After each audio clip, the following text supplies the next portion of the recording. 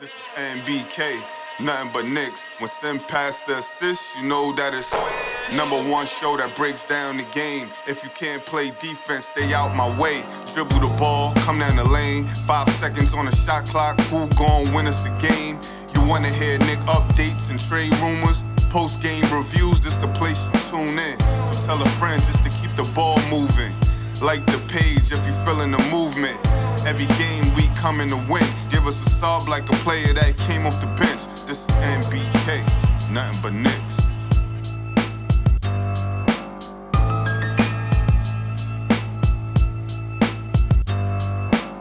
Knicks family, what's poppin'? It's your boy. Ladies and gentlemen, ladies and gentlemen, ladies and gentlemen, the New York Knicks lose a semi-tight game. That's what you want to say, or if that's what I want to say, to the Chicago Bulls.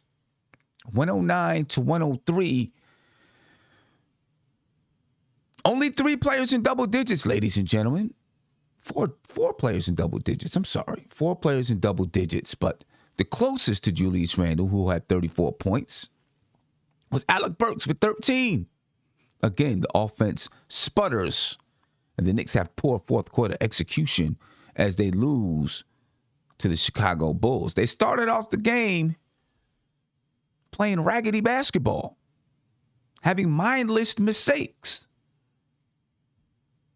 I mean, Julius Randle threw the ball to the referee because he thought it was Alec Burks. And yet still, they managed to stay close, to stay tight. By halftime, the Knicks were down 6 points. And in the third quarter, ladies and gentlemen, they came out and actually played well at the beginning of the third quarter. They played inspired defense. They found ways to get shots, although we didn't have a lot of people putting the ball in the bucket. The end of the third quarter, the bench comes in the game, and this is where, the bench has been playing well for us, but tonight, the bench gave the lead back. The bench gave the lead back tonight. Kobe White started hitting threes, and it led to the Bulls knocking down threes from the corner throughout the first half of the fourth quarter. And the Knicks give up the lead to the Chicago Bulls at the top of the fourth quarter. They go down by 6, and they were never able to recover. They got a little bit close. They brought Julius Randle back in the game. They got a little bit close, but they were never able to recover in this one. Never able to recover, ladies and gentlemen. The Knicks lose 109-103. Julius Randle had the best game offensively that he's had in a while. And I mean in a while. He had 34 points, 10 rebounds, 3 assists, shot 68.4% from the field, and 50% from 3. And get this, ladies and gentlemen, he was 1 for 2 from the 3-point line. He only took 2 3-point attempts tonight. A lot of that had to do with the fact that the Bulls were playing small.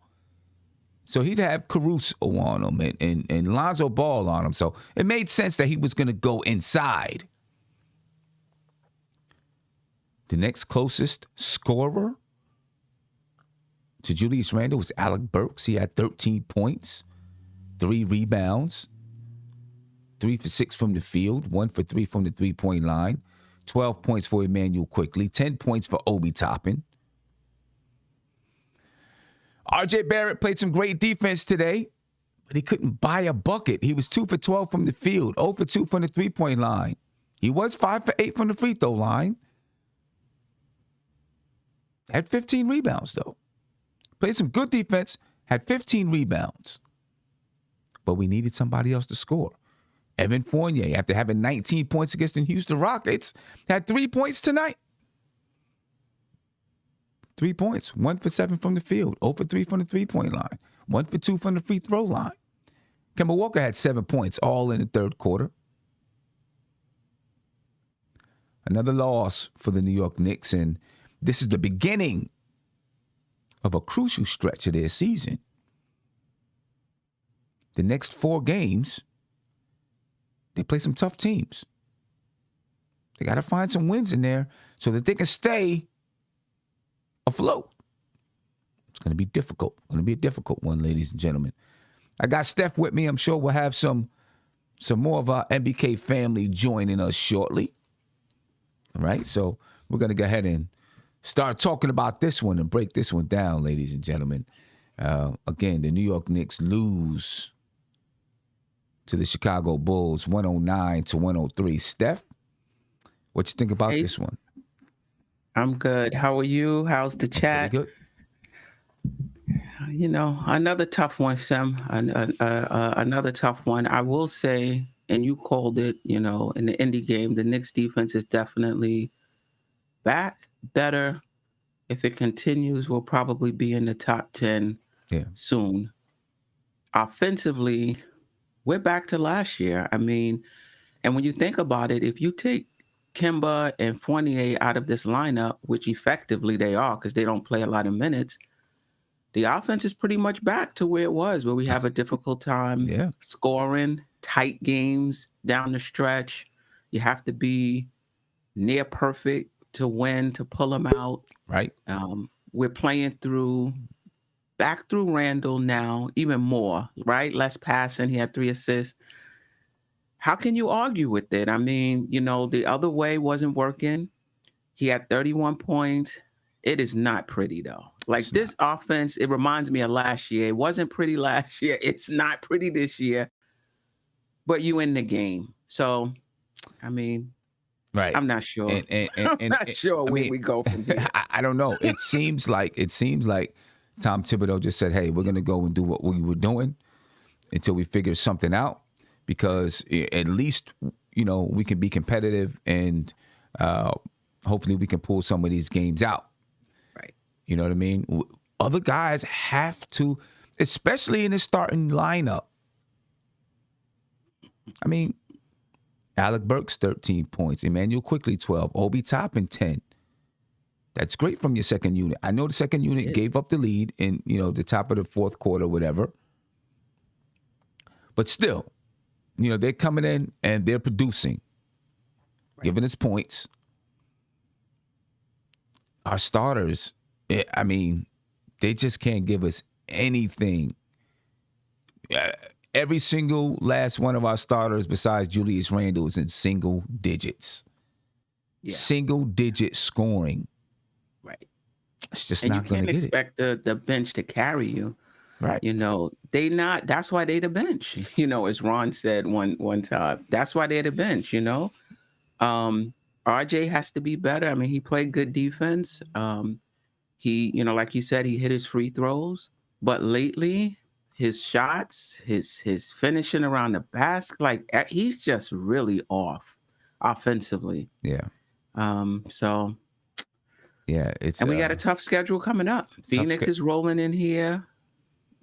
Lakers is not playing, great, but they'll be up for the guard and trust. Right. They'll be up. And we'll see what happens with LeBron James if he's, suspended for any amount of games or anything like that because of what happened tonight with, him and Isaiah Stewart getting into whatever they got into. We'll see if he's suspended for any amount of games. I don't know, but I don't know, man. I don't know. The offense is just...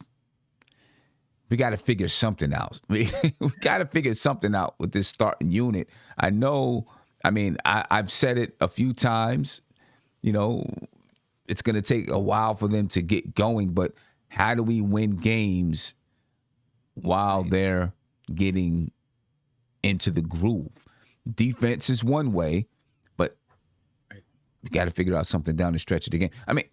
When you have down the stretch of the game, Derrick Rose, Emmanuel Quickly, Alec Burks, right? 3/5 of your lineup down the stretch are from the bench. And I don't see it changing. I don't see it changing at all. I don't know. Ron, what's up, man?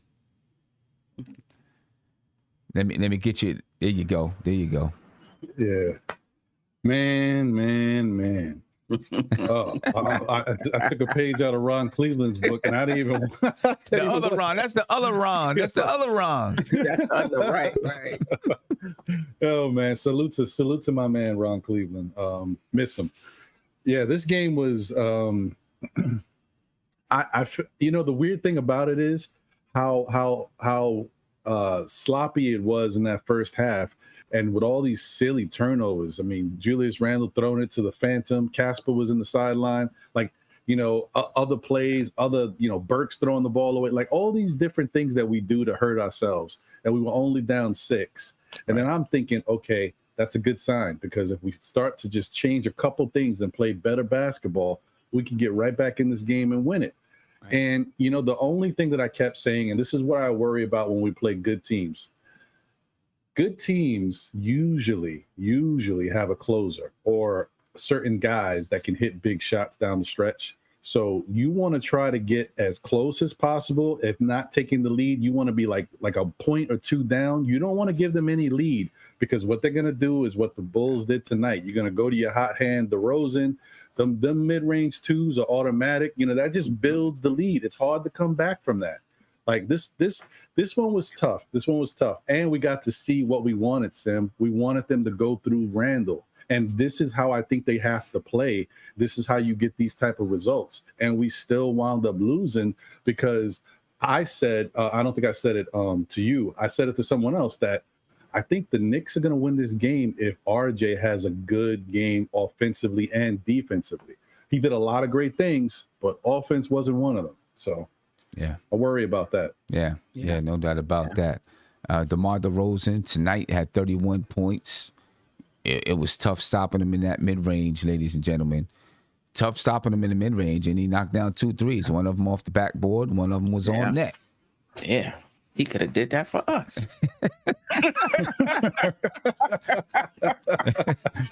6 rebounds, 5 assists, 2 steals for DeMar DeRozan. Zach LaVine, for the most part, didn't shoot well. RJ did a good job on him. He still ended up with 21 points. Wow. 6 rebounds, 4 assists. Yeah, he still ended up with 21. And he hit shots when it counted. Come down the stretch of the fourth quarter, he hit shots when it counted. Lonzo Ball, 11 points, 6 rebounds, 5 assists. Kobe White, he showed up. Hadn't been playing well all season. Started knocking down threes tonight. He was 3 for 6 from the three-point line, 5 for 11 from the field overall. He had 14 points and 2 assists. I don't know, man. It's tough. And, I'm just hoping that the Knicks are, I'm hoping that the players are keeping their spirits high, because they're going into a tough stretch. Right? And if they are, if they're starting to really drop their head and, not believe in themselves, it could definitely equal trouble. It could equal trouble. They got the Lakers coming in on Tuesday. They're 9-9 on the season. Just beat Detroit. Had a big thing going on in Detroit. The Knicks are 9-8. It's going to be a tough win. I think they can beat the Lakers, though. And LeBron may not be there. He may be suspended. Right. He may be suspended for, whatever took place tonight. But that's going to be another tough game during this stretch. We'll see if the Knicks can pull that one out. G Fresh, what's popping with you, brother? How you feeling? To you, Sim. Shout out to the NBK fam. Shout out to the chat, man. I'm doing good. What's your thoughts on this game, man? Man, well, I think it was some things that I know a lot of people was mentioning throughout a couple of days, just to kind of switch some things up. And today you saw Julius play at the 5. I think he played pretty well at the 5. There was better spacing.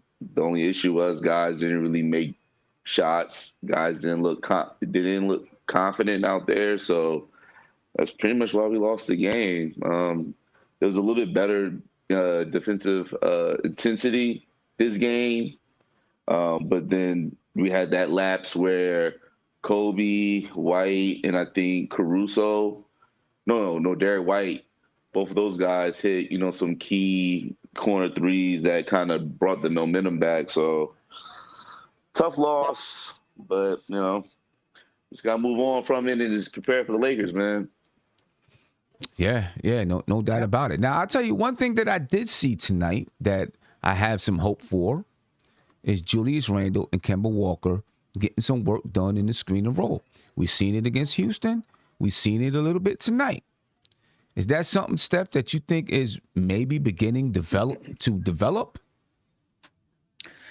I think so, but Sam, how many minutes is Kimba gonna get? It look like he in the elf role right now, first and third. So they can definitely take advantage of it when he is in there. But do you think if he starts to click with Julius Randle, he's able to find Julius Randle. Randle's been finding him. I seen something new today. A double screen for Kemba now. Right. You see Julius Randle and Nerlens Noel come up to the top of the key, kind of like a horn set. They come up to the top, have a screen on either side of Kemba Walker. Kemba Walker went straight to the basket. He scored a layup. Right. Yeah. If him and Julius Randle can start to develop some kind of chemistry, do you think it, can it unlock Kemba? I don't want to. Can it help Kemba to get into the groove a little bit more because maybe he's more comfortable now playing with Julius Randle and they figured something out, so maybe he will have more minutes on the floor. What do you think, Ron? Oh, I gotta tell you, man. I know it's been a small sample size, but this was, I think I'm right. Yeah, this is the best I've seen Kemba with the ball in his hands, moving around, trying to get into spots and find somebody if he don't got the shot. Like, I haven't seen him feel this comfortable. At some point, I was like, the tips tell him, yo, Kemba, this is your squad. Like, go do what you got to do. I'm like, there was like all of a sudden, he just had this whole burst where he was just trying to take over, which I think we need, man. We are missing that point guard orchestrator presence. We love Derrick Rose, but that's not his role really. So we got to get it from somewhere. If we can get it from Kemba, all the better. And I definitely love the 2-man game. And I like the fact that you brought up that double screen. That was the play that I was thinking about earlier that I forgot what freed RJ up. They came with a double screen and RJ rotated all the way around and got the wide open 3. So I guess that's a new wrinkle they're doing in the offense. I like it.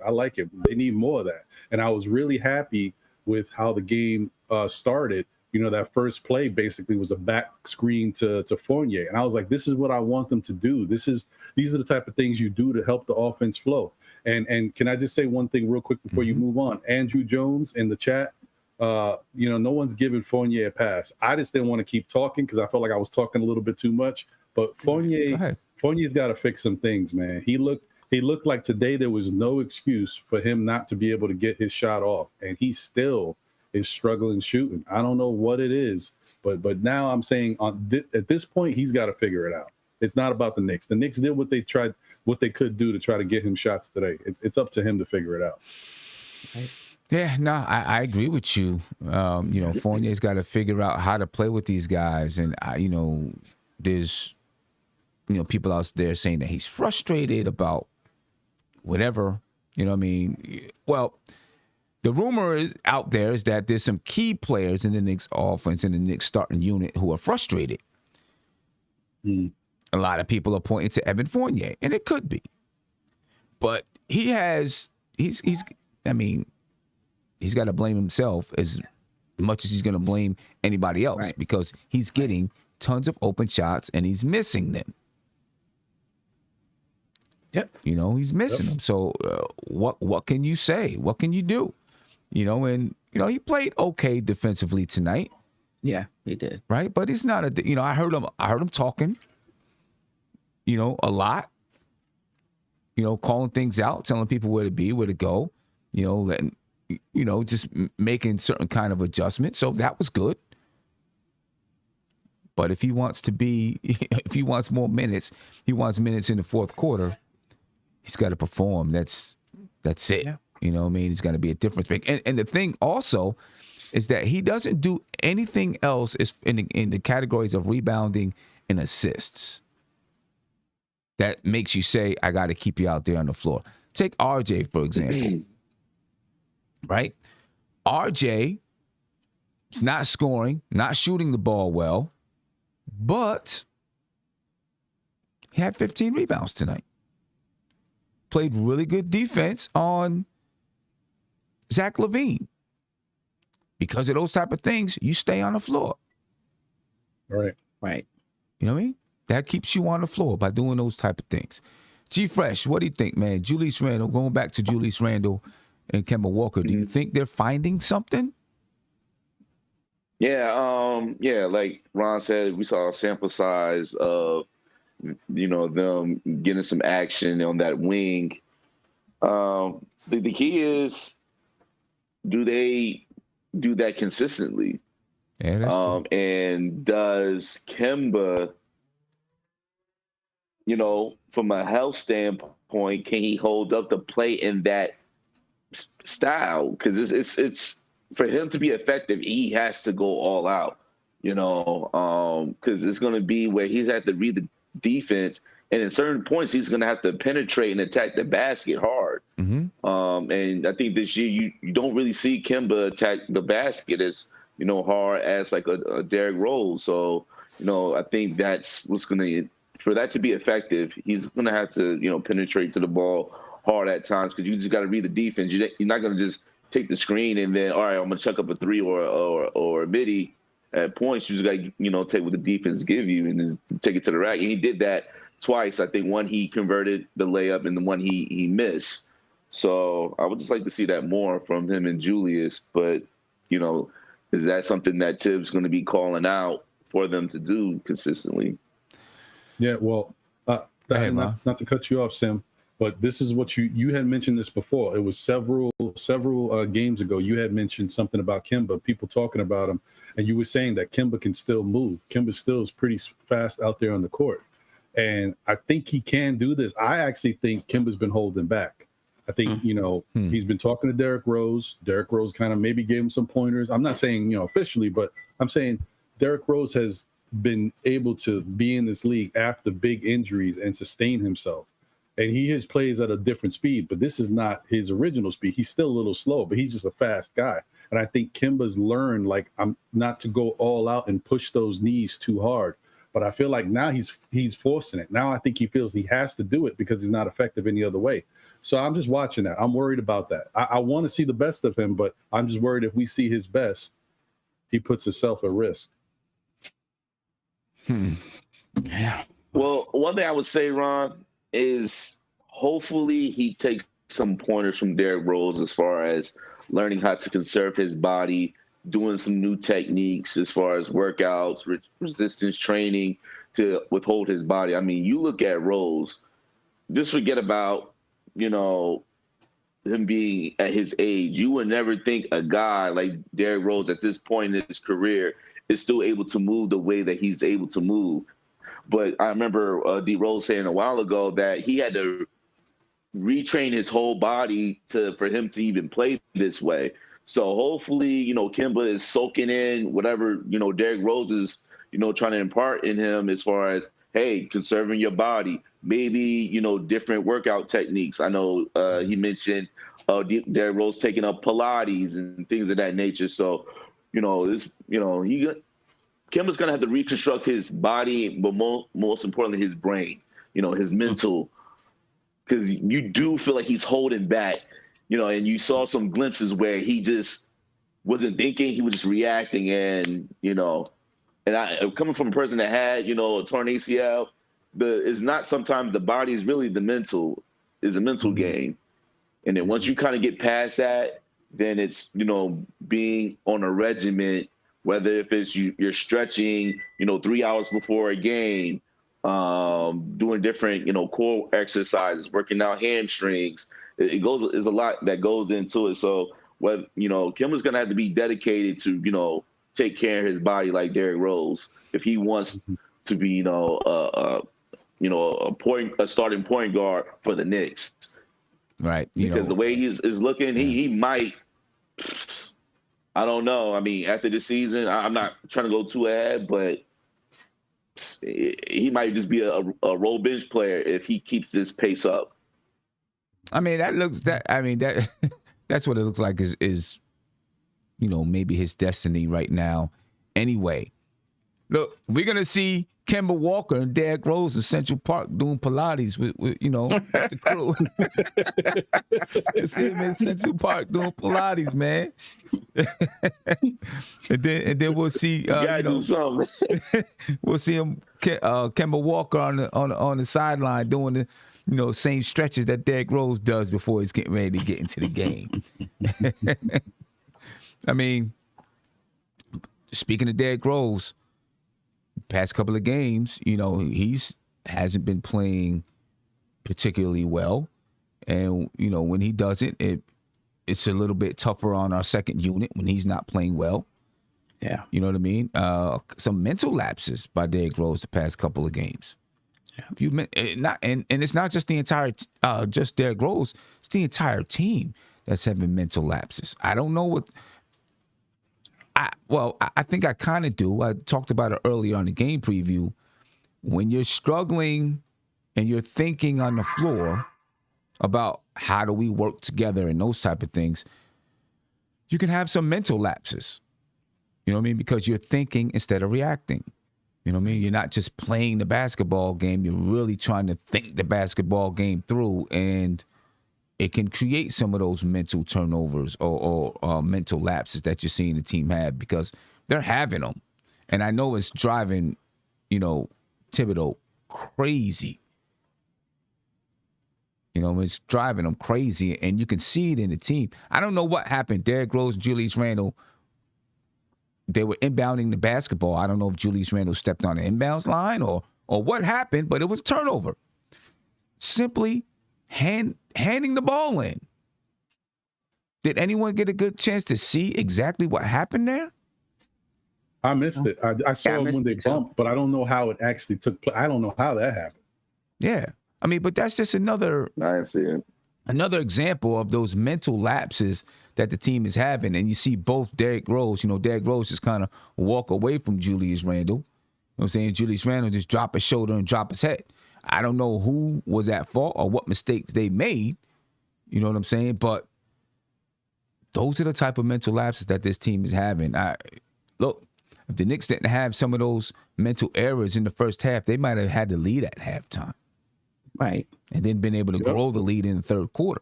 So many mental errors is it's crazy. I don't know. I don't know. Yeah, I don't know what to say about it. Looking at just some numbers behind the game, 44 rebounds for both teams. All right, so the Knicks did a good job, I guess, average job on the boards, even though the Chicago Bulls were playing small tonight. 21 assists for the Bulls, only 16 assists for the Knicks. 16 assists for the New York Knicks, ladies and gentlemen. 4 steals for the Knicks, 5 for the Chicago Bulls. 11 blocks for the Knicks, 2 for the Bulls. 13 turnovers for the Knicks, only 9 for the Bulls. The Bulls are a team that take care of the basketball. The Knicks shot 41.7% from the field. The Bulls shot 42%. The Knicks only 25.9% from the three-point line. The Knicks are normally shooting about 37%. The Bulls normally shoot about 37%. The Bulls don't take as many three-point shots as the Knicks. But the Bulls made 38% of their three-point shots tonight. 84% from the free throw line for the Knicks. 89% from the free throw line for the Chicago Bulls. The Knicks have 48 points in the paint to 40 for the Bulls. 20 second chance points for the Knicks, 15 for the Bulls. Neither team got out on the break. 4 fast break points for the Chicago Bulls and 2 for the New York Knicks. Neither team got out there on the break. And tonight, the Knicks only took 27 three-point shots. They were 7 for 27 from the field, and the Bulls were 11 for 29. No, I'm sorry, the Knicks were 7 for 27 from the three-point line, and the Bulls were 11 for 29 from the three-point line. Yeah. The Knicks take a loss. What was the second chance points? Second chance points were 21 for the Knicks and 15 for the Bulls. Oh, okay. Yeah. Yep. The Bulls had 11 offensive rebounds, and the Knicks had 12 offensive rebounds, 32 defensive rebounds for the Knicks, and 33 defensive rebounds for the Chicago Bulls. Tough loss. Cornerstone Kev, man. What's going on with you, brother? You can pick your head up. Come on, man. Come on, get in here with us, brother. What's going on, Cornerstone? First off, salute to the panel, Steph, Ron. It's good to see you. G Fresh, good to see you, man. Sims, good to see you. Salute to the chat. Now that I've gotten that out the way, let me just open up by saying I am having a very bad night. All right? Because not only is my football team losing, my Pittsburgh Steelers, but these guys right here, our beloved New York Knicks, are just throwing games away.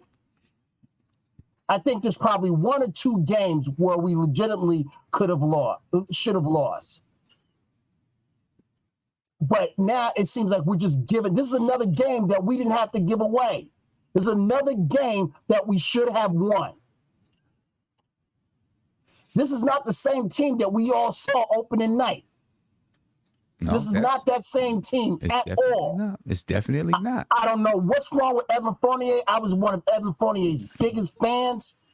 I was so happy he was here. This is not the same Evan Fournier that used to kick our tail every time that we played him. This is not the same Kemba Walker that used to beat us every time we played Charlotte. And what's up with RJ missing all these bunnies? He's looking like Elfrid Payton last year. Missing bunnies left and right. We should have had these guys down by double digits if he would have just made his freaking field goals. What is up with our freaking team? I have no words right now. I have no words. And it's only going to get worse. With the schedule that's coming up right now, it's only going to get worse. You're right. You're right. You're right, Cornerstone. I mean, you know, it's no doubt about it. You know, it's a tough schedule. It's a tough schedule, you know. And I'm not just putting the blame on the starting five or even, you know, a couple of bench players. I'm putting it on Tibbs too. I know that players got to play, so you can't blame the coach and everything. But he's got to fall for this too, because some of the lineups that he's throwing out there and then taking key guys out, all because of the politics, is freaking ridiculous. You think he did that tonight? I think he's done that a few times. I mean, but what about tonight? I think Obi Toppin should have been there a lot more. Well, you know, I was gonna say, Kev, I think when I was watching the game, I was going along with Twitter. There was people freaking out at his lineups, but you know, even that moment when he took Obi out, Obi was like, "What? I just got in. I'm doing okay." But he put Obi right back in, so it was like it was one of those quick things. He took him out, but he didn't want to. You know, it was just that rotation, but he was going to get him right back in. I don't blame tonight's loss on Tibbs. I thought Tibbs did a decent job as a coach tonight. Okay, so I'm going to be the only lone Knick fan out there that is clamoring. That's clamoring. I know this is going to be an unpopular subject, but I'm going to put it out there. Grimes needs to play. Grimes needs to play. He needs to see a few minutes here and there. I don't care who's it. And right now, with the how many games have we played so far? 17. 17. Right now, I've seen almost enough of Evan Fournier. There's no reason why Grimes shouldn't get at least 2 or 3 minutes.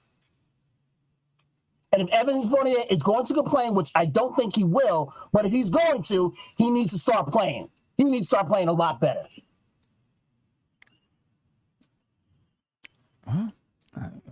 That's all I'm saying. If Tibbs is always, and here's the thing, Ron, if Tibbs is always clamoring on defense, you have a defensive player right there sitting on your bench that you handpicked out. and you're not going to give him any run until next year. I mean, the last 7 games really hasn't been the defense. It's been all offense. But I'm just saying. You know, Okay. I'm just saying, it really hasn't been the defense. It's been offense. I mean, we've been holding teams, to like 100 points per game over the last 7 games. Okay, that's a team. Right. What about individually? How has Evan Fournier been individually on the defensive end? He was a little better tonight, I He thought. was better tonight. I mean, he's not going to be an all-world defender. I'm really down on Evan Fournier. I'm really down because I was one of those guys that talked about. I'm always like the guy that sees the glass half full, whatever you want to call it and everything. I'm always that optimist person. I can't be optimist about this right here. I can't. All right. Shout out to KJW Events. Thank you for the super chat. He said Burks need to start for Fournier. I mean, that might help. Maybe. I mean, I don't have a problem. I don't have a problem with that. The thing is, if Fournier is going to play throughout the game, does him playing with the second unit, does it unlock what he does? Maybe not. I don't know. Well, you know what? My biggest argument about that is now you have 2 units trying to adjust and not just one. It's my biggest argument. I get it. But you know what I did notice today? At some point when Randall and Evan tried to do their little 2-man game, it kind of worked a little bit. Evan got some open shots. He missed them, of course. But then that's when I started to notice the Randall Kemba connection, and when they was doing their little game, and then I saw Evan in the corner, and there was 2 plays where Randall was giving the ball to Kemba, and Evan made a face because he was open. Then there was another play where Kemba drove into the lane, and he had Evan open in the corner, and he didn't see him. He didn't look at him at all, but I guess Evan didn't. He had a little face on that too. So, I mean, I just think that Evan just needs to play with the second unit. But I think he'll be better. Yeah, and maybe Evan is having an issue. I don't know, maybe it was in the second quarter, the Knicks came out of a timeout, and Julius Randle was posting up. And I seen RJ demonstratively pointing, like, get out the way. At first, I thought he was talking to Randle, and then Randle just stood there. Right. So I was like, wow, he's telling Randall to move and Randall's not getting out the way. And then I seen Evan Fournier go baseline. I said, oh, he was talking to Fournier. RJ gave the ball to Randall. Randall tried to post, double came. He kicked it back out to RJ. He didn't knock down the 3, but you could see him demonstratively telling Evan Fournier to get out the way. And when I seen that, I was like, maybe there is some bad blood in the water right now, with some things going on with Evan Fournier and the rest of the guys out there. I mean, but what's the issue with Fournier? Fournier, throughout the season, in my opinion, Fournier has gotten shots. Yes. Open shots. Literally. He's not hitting them. Right. Exactly. So your time is going to dwindle. You're not a great defensive player. Offensively, you're not hitting shots. Your time is going to dwindle. Exactly. And one thing I would like to add, not really in Fournier's defense, but just to kind of just give perspective. I mean, here's a guy that went with Orlando. He was the head honcho. Yes. Like, you know what I'm saying? So now coming to the Knicks, and even when he went to Boston, he kind of struggled because you had, Jalen and you had Tatum. Taking up all the shots. So he had to kind of readjust, even to Kemba, whatever. So I think at this point, he has to kind of, in a sense, readjust his game. Exactly. It's no more him in Orlando getting 20 shots a game.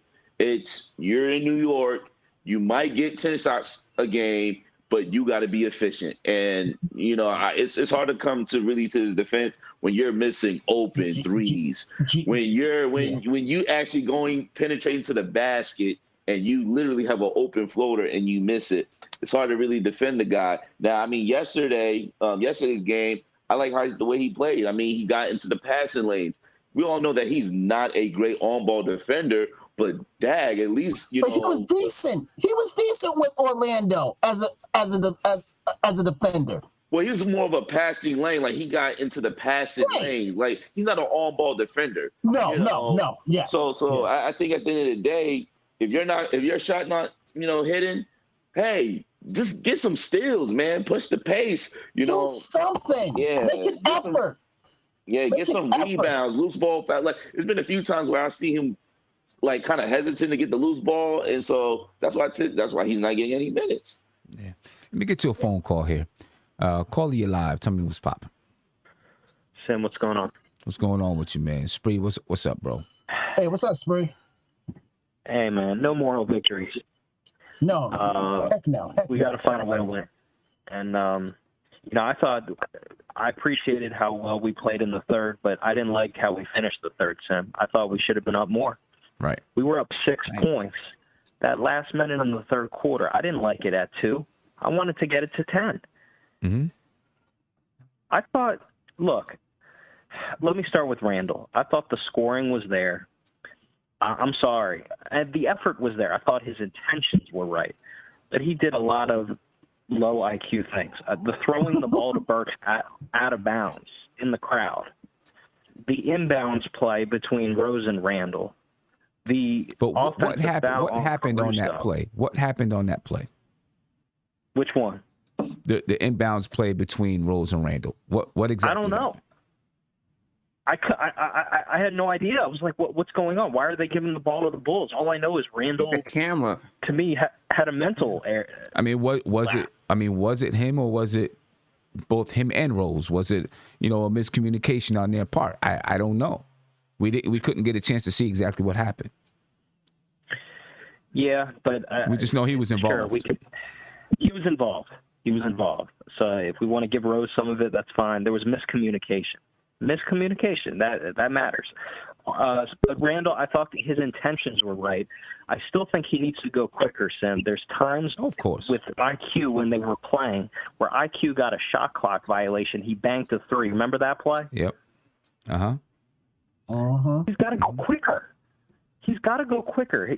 So RJ is lost on defense. Do you know the play that Levine attacked, blew by Derrick Rose, and RJ was just standing? Yeah. Yep. Why didn't he come to help?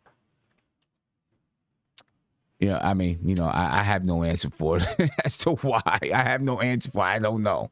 It's not like Levine was going to pass that ball. I mean, but listen, it happened a couple of times. DeMar DeRozan in the first half came down on a break.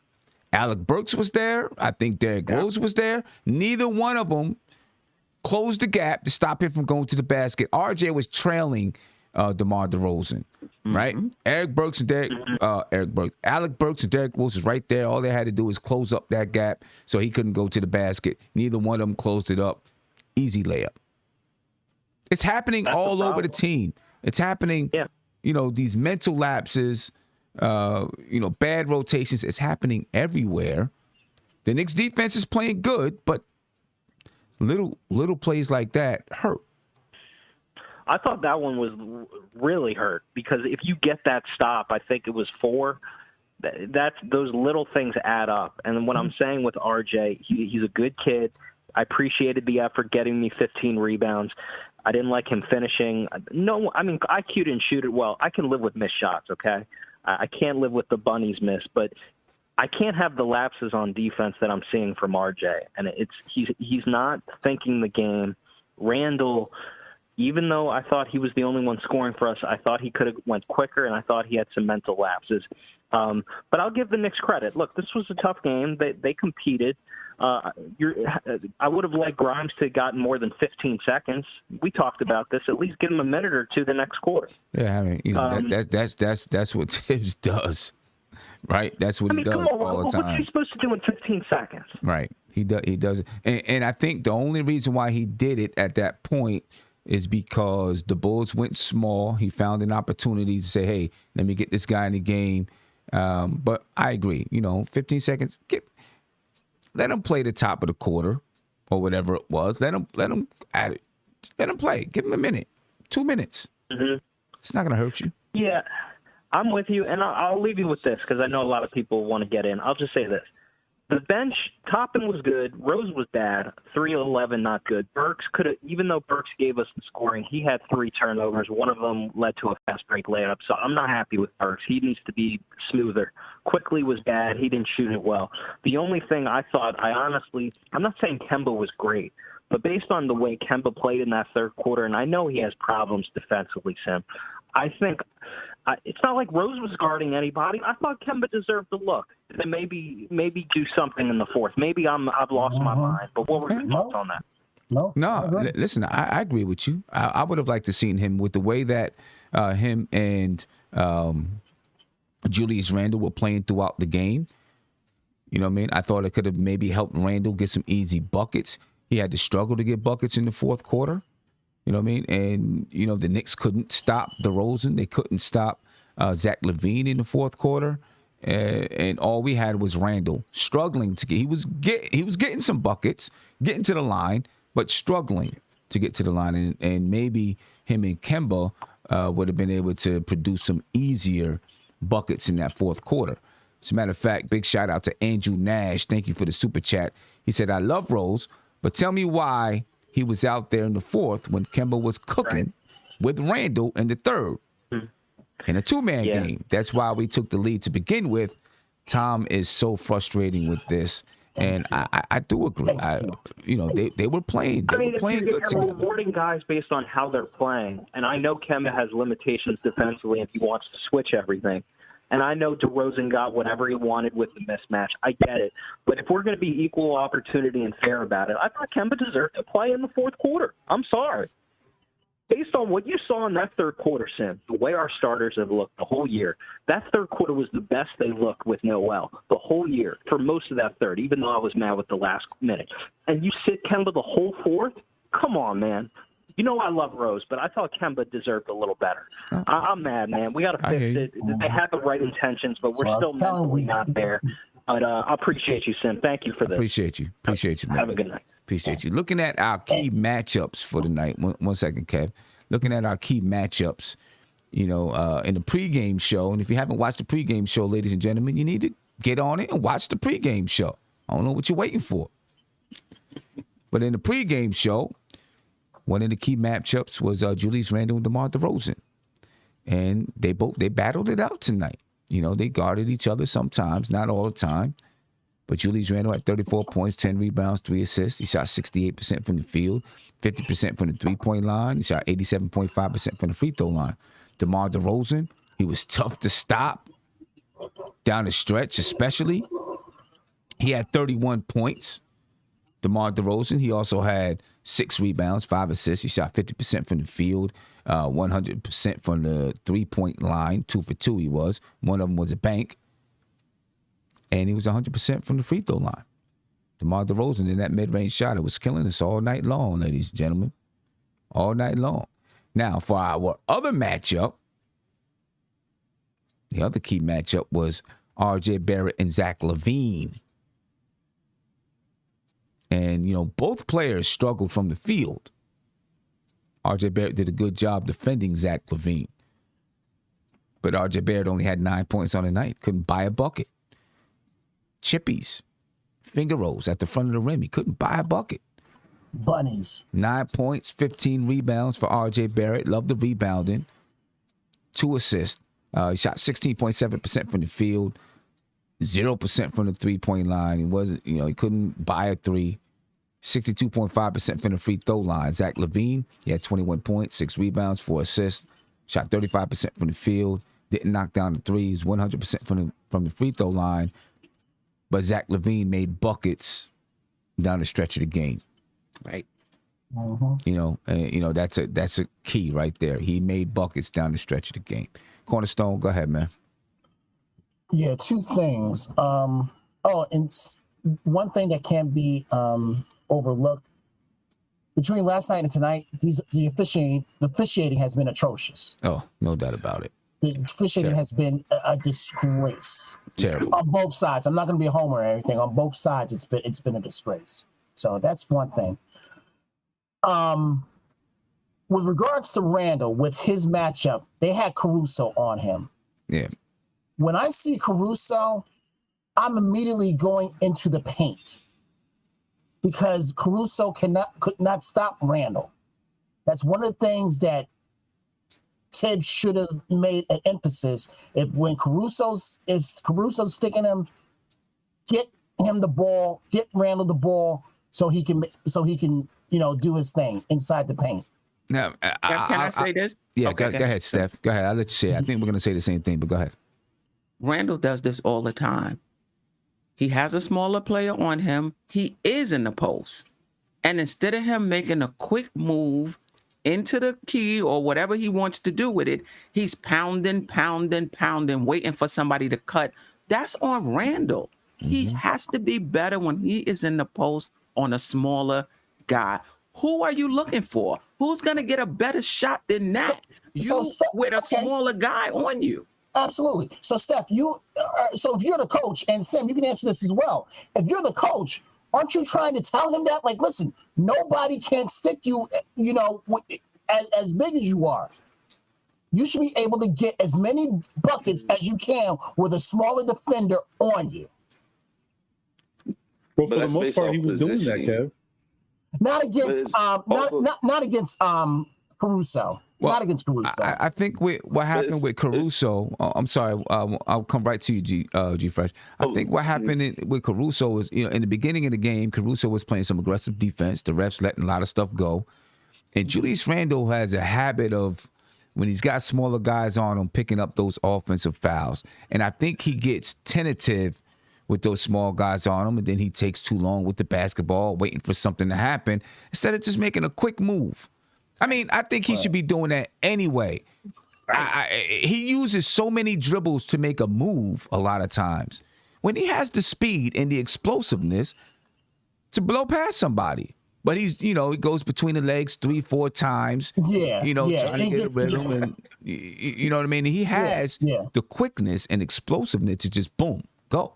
And time, when you see him decide that I'm just going to make a quick move to the basket, he gets to the cup without a problem. And nobody can stay in front of him.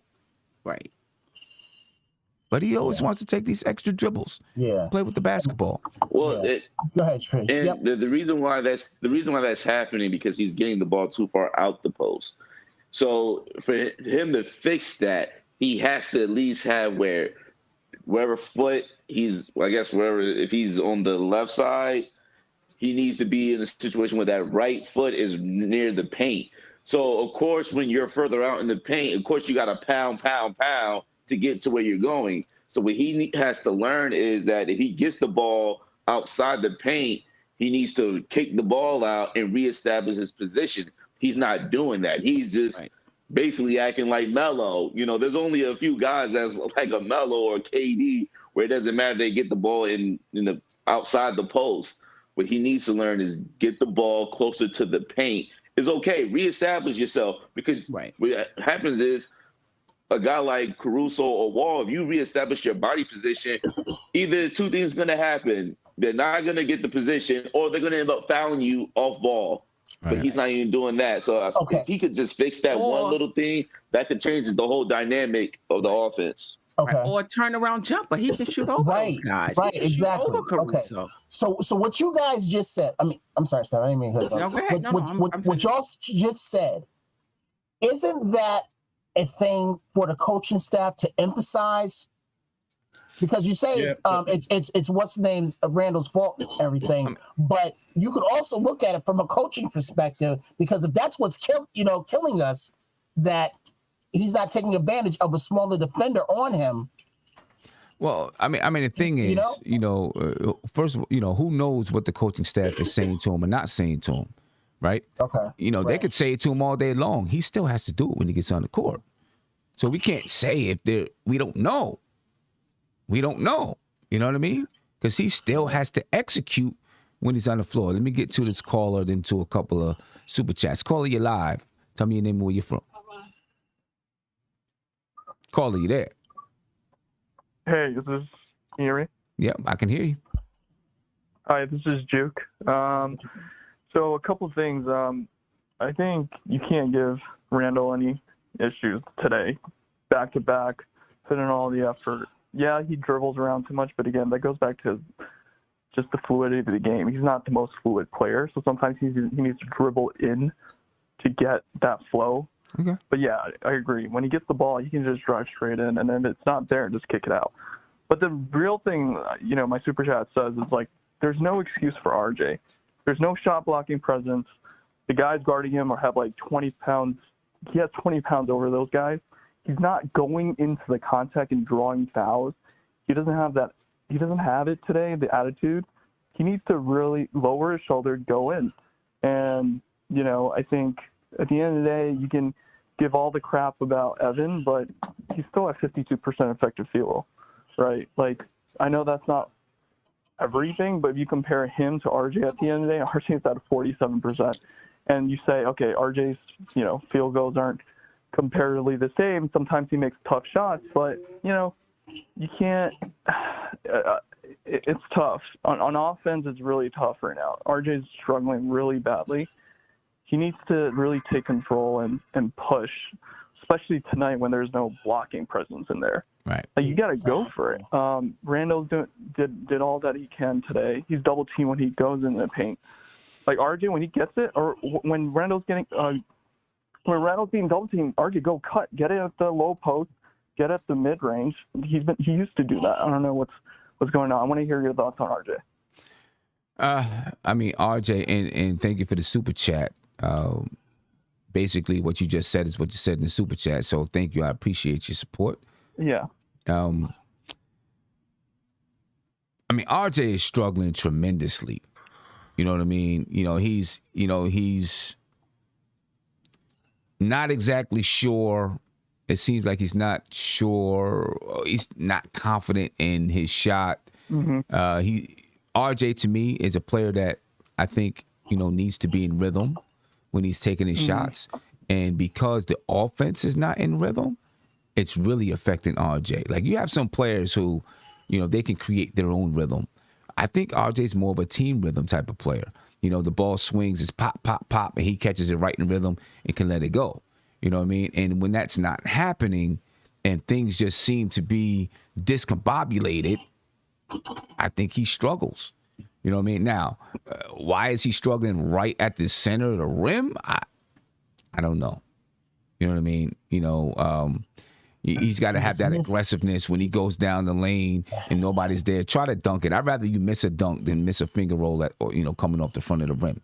You know what I mean? He's missing bunnies. He's missing bunnies at the rim. Exactly. Yeah. Like Kevin says, he's missing bunnies, but also that one foul that Levine barely touched him and the refs gave it a touch. Uh-huh. Like, come on. He was on the right side. He still tried to finish with the left. And it was just like a point blank layup. Like, try to take the contact, double clutch it, and make it. Like, I don't understand. He's playing like he's 180 when he's 230 outside. I don't understand. Where's the strength? Where's the put your head down and draw the foul first, then try to finish after? Or, he's just no tenacity. There's no fire. You know what I mean? Like, I hear you. I hear you. Pounds. Again, I'll keep saying I think he's out there thinking as well. And, when players are thinking, it takes away that fire, it takes away that tenacity. But you still got to make layups. You're 6'7", you know what exactly. I mean? You're at the rim. You got to make those layups, man. You got to make them. I don't know. And I just think someone has to hold him accountable too. Like, someone's got to, when Todd used to play, he would go to RJ a lot. I saw it, give him a pat on the back and give him a couple motivating words. Randall's got to do that. Someone's got to do that on the floor. No one's doing that. And just overall, I think, it's tough. I agree with you, man. It's tough. And I think Randall should be the guy doing that. But right now, I think Randall needs that from somebody himself. You know what I mean? Mm-hmm. He needs somebody, when he's making a blunder or doing this or doing that, he needs someone that can take him and say, it's all right, you're the leader, you're the guy. You can't dwell on that. You got to keep going. Let's make something else happen. Have a short-term memory out there. I don't know if there's anybody saying that to him right now. That's where That's where last season I was afraid things like that is what Mike Woodson, I felt, brought to this team. And I'm not sure they have somebody that has the same type of respect that can bring those things to guys like Randall and Alec Burks, Evan Fournier.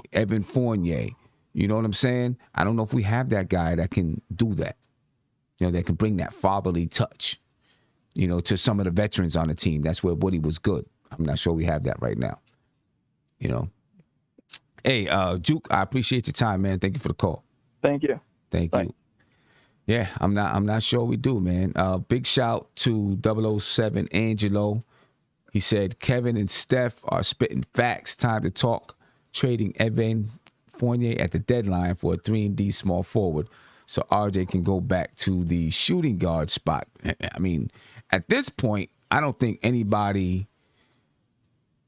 There would be some people interested, but they're not going to give you a whole heck of a lot. It's going to be, you know what I mean? You're paying him $17, $18 million a year, right? So if you are going to trade him, you might be taking back a bad contract, or you might be giving up a first round pick.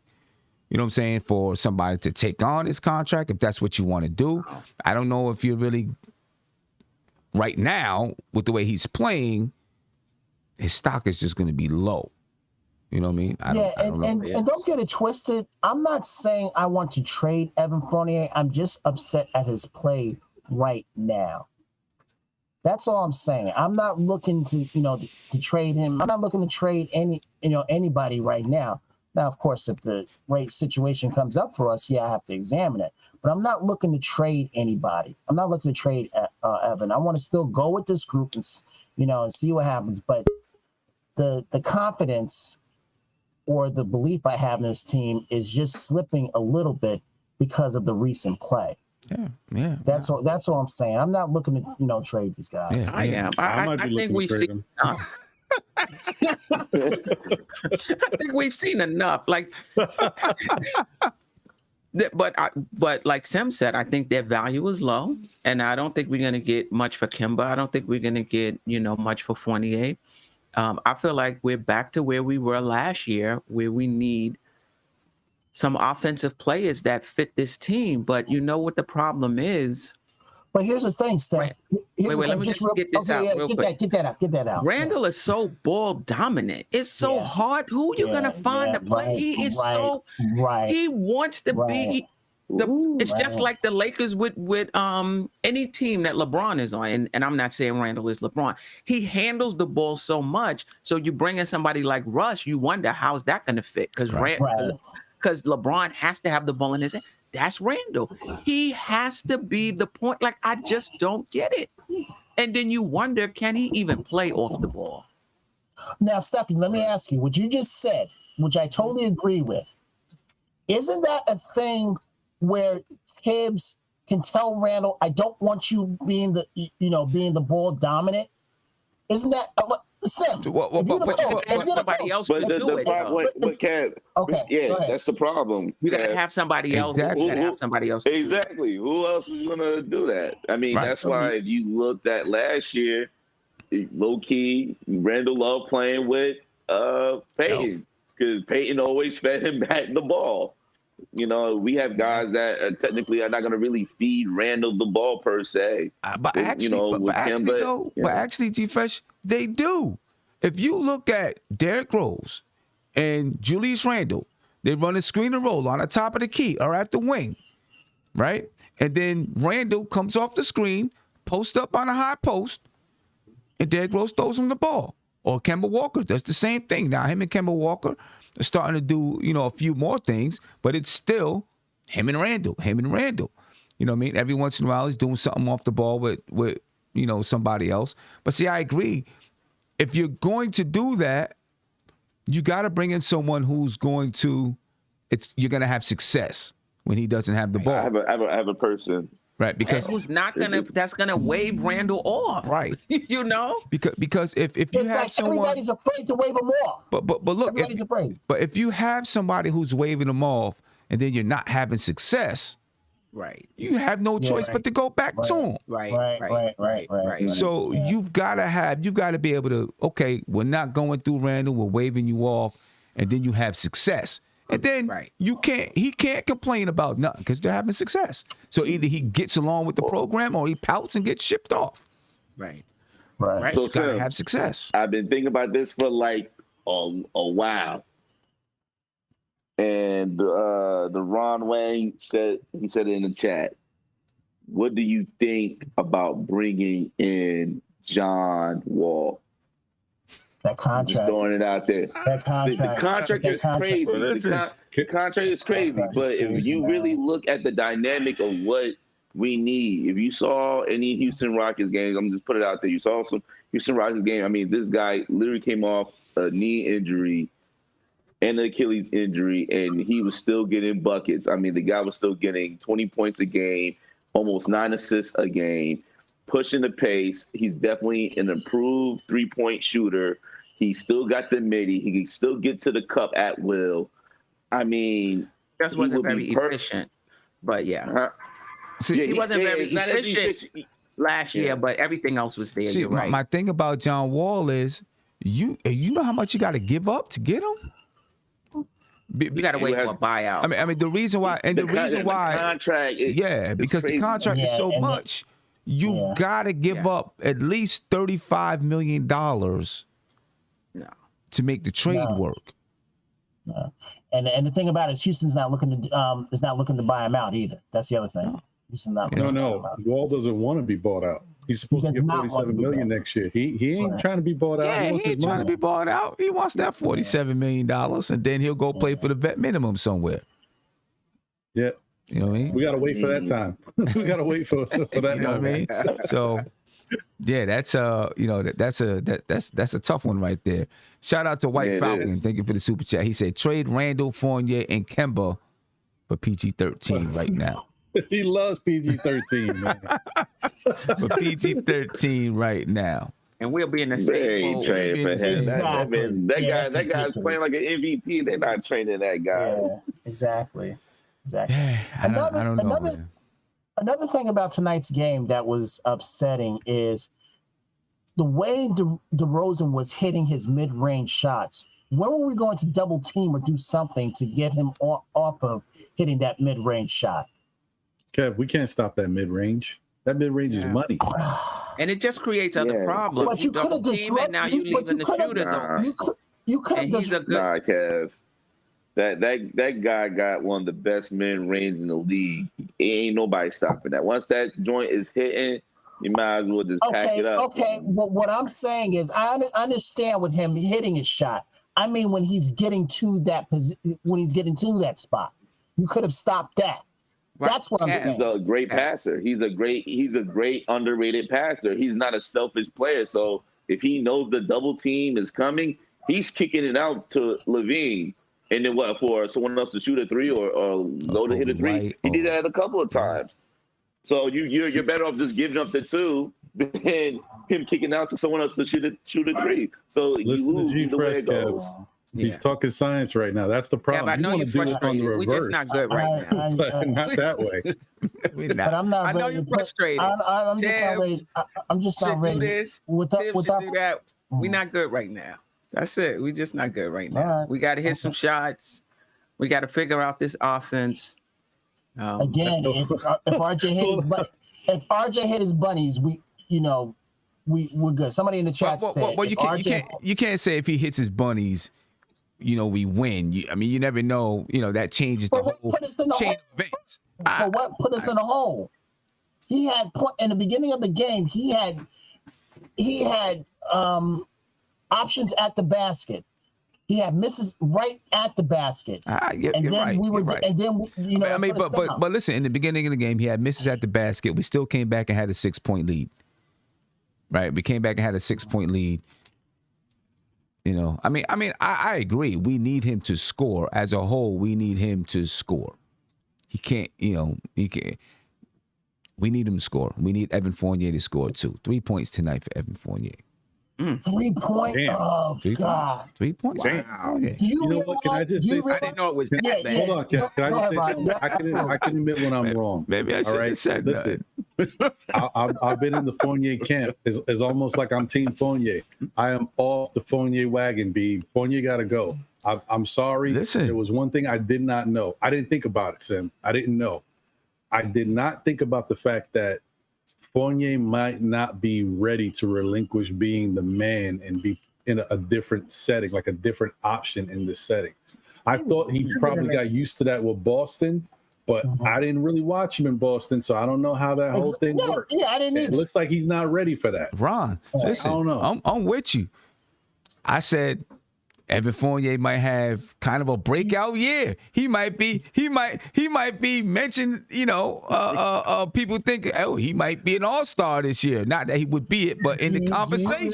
Do you After realize, game I one, said the second leading scorer on the Knicks. So do y'all realize that he hasn't cracked the 20 mark since the first game of the season? listen, And that was in double overtime, too. right, We listen. were all there for that. Wow. He had I said 31 that, points. Jay Williams calling me out. I said that. Yeah, listen, he had 31. I was like, this is what I'm talking about. I came on the show, but like, see, I told everybody I think he might be, ready to break out.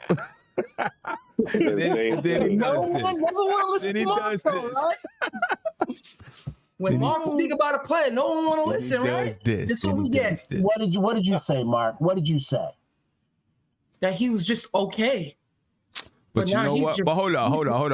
We're not even getting okay, Mark. I'll take okay. Right. But So you you know said what more than though? that, Mark. But you know what though? After that first game, I see Mark say, you know what? You never know. I don't know. Maybe he is. So I don't even want to hear it, Mark. I don't want to hear it, Mark. I don't want to hear it. You said maybe he is. Maybe he is. Let me play my point.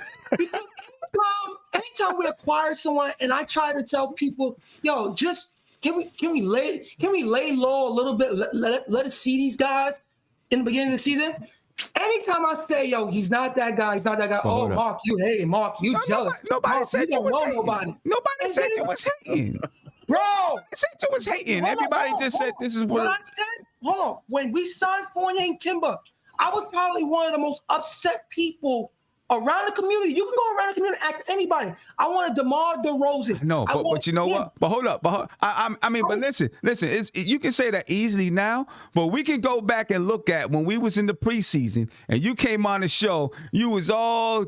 I'm trying to be optimistic with y'all. But hold on, Mark, you should be ashamed of yourself. Mark, you should be. Why is he on the show? Mark, Can you mute him, Sim? Mark, you should be ashamed of yourself. Mark, You know I should be ashamed of myself. I'm not being ashamed of myself.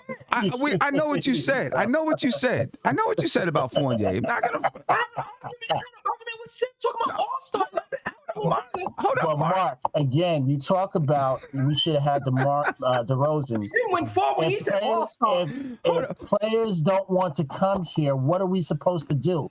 It seemed like Kemba and what's his name wanted to be here. But hold up, Kev. But what I'm saying though, Mark, I'm not discrediting you. You did say that. I'm not saying you are. I'm not saying you are. But listen, I'm not saying you are. but preseason and after the first game, you came on and you was like, I don't know, Sim, if they're gonna play like this, he might be mentioned and if we're gonna be you started switching over. Now you're going back to the dark side. When you seen the first preseason, a couple of games, and how they was moving and playing hard, I'm thinking that's going to follow through to the season. I feel you. So, Mark, what's the problem now? What is the problem now from that first game of the season to now? What is the problem? When I watch these games, I just think the rhythm is always off in the first quarter. I'm hearing, I don't know if y'all not listening, but Clyde and bring it up all the time. Lads, the days are cool. The rhythm is just off. Period. Yeah. It just looks like, we're going to be subjugated to the Randall offense. And Steph, you said it. The dude is just, it's almost like the Iverson effect. Like, it's almost like everybody think he was a nut, but it's like his teammates used to pass him the ball to like the 7-second mark. And then when he had to take the shot, it's like he's a nut because he had to take the shot. The thing with Randall is the jab step, the jab and turn around to go nowhere, that eats up the shot clock. If you watch on his possessions, and it eats up the shot clock, bro. But like I said, I just said the rhythm and the lackadaisical, and guys are not being in position. It's happening every first quarter. Last year, you complained about spacing. Are you seeing any spacing right now? Well, to an extent, and then it just turns into whatever. If you look at every fourth quarter, the offense just bogs down. Like it just looks like no one is interested. It doesn't like no one's interested. I think we lose it for different reasons on different days. It's not even the same thing every time. Well, you know what? So we're looking for ways. So we're looking for ways to lose stuff. Is that what you're saying? No, hold on. We're not looking for ways to lose. We just lose. Right? We find it somehow. We're not looking for it. We just find it. Up. Every time we get hit hard, it's like the body language just bogs down. This team got to learn when we get hit hard, we hit them back, man. And let's talk about the bench gets it. The starting five does not. Oh, wait a minute. Hold up, though, Kev. The bench lost us the lead tonight. Oh, yeah. Well, we had the lead. We had the lead at the top of the fourth quarter. They lost it. All of a sudden, it was a 6-point lead. It was tonight. What about the night before? I know. I mean, what about last night? I get it. I get it. In the post game, though. I get it. They done a lot more good than Sim. They did a lot more good than harm. Okay. When tonight? Yeah, but you know what? No, just this in is general. No, that's true. You're right. You're right. I'm just saying. I'm talking about tonight, though. I'm talking about tonight. Oh, yeah, you know what too? Like I said, the guards killed us. Caruso was on Randall. Take advantage of him. Exactly. That's what I was saying. They were small. Listen, I'm gonna say this about the bench, right? So I'm gonna prepare everybody. My God.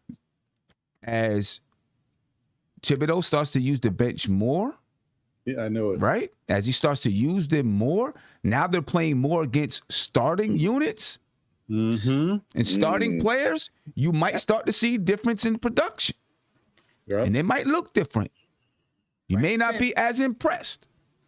Right. That's exactly what I was going to say. Sam, I'm going to be honest. And not Tips have to stop riding Julius and Randall throughout the quarters. He needs to bench them early because they get tired quick. They get tired quick because you can see it in their legs on defense and offense. Yeah. That's why RJ's not finishing because the way his no, Mark. No, that's not why. That's not why he's not finishing. Listen, wait. Listen. RJ always struggles. He's not a lateral player. He's a very stone-footed player, right? He's out there trying to guard. Played good defense. Trying to guard. It was fine against. It's been all right on defense. Against who? He's been better. Against who? Mark, really?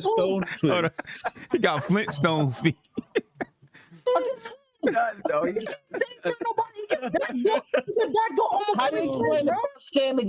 you explain the first game against the Bulls when he guarded DeRozan?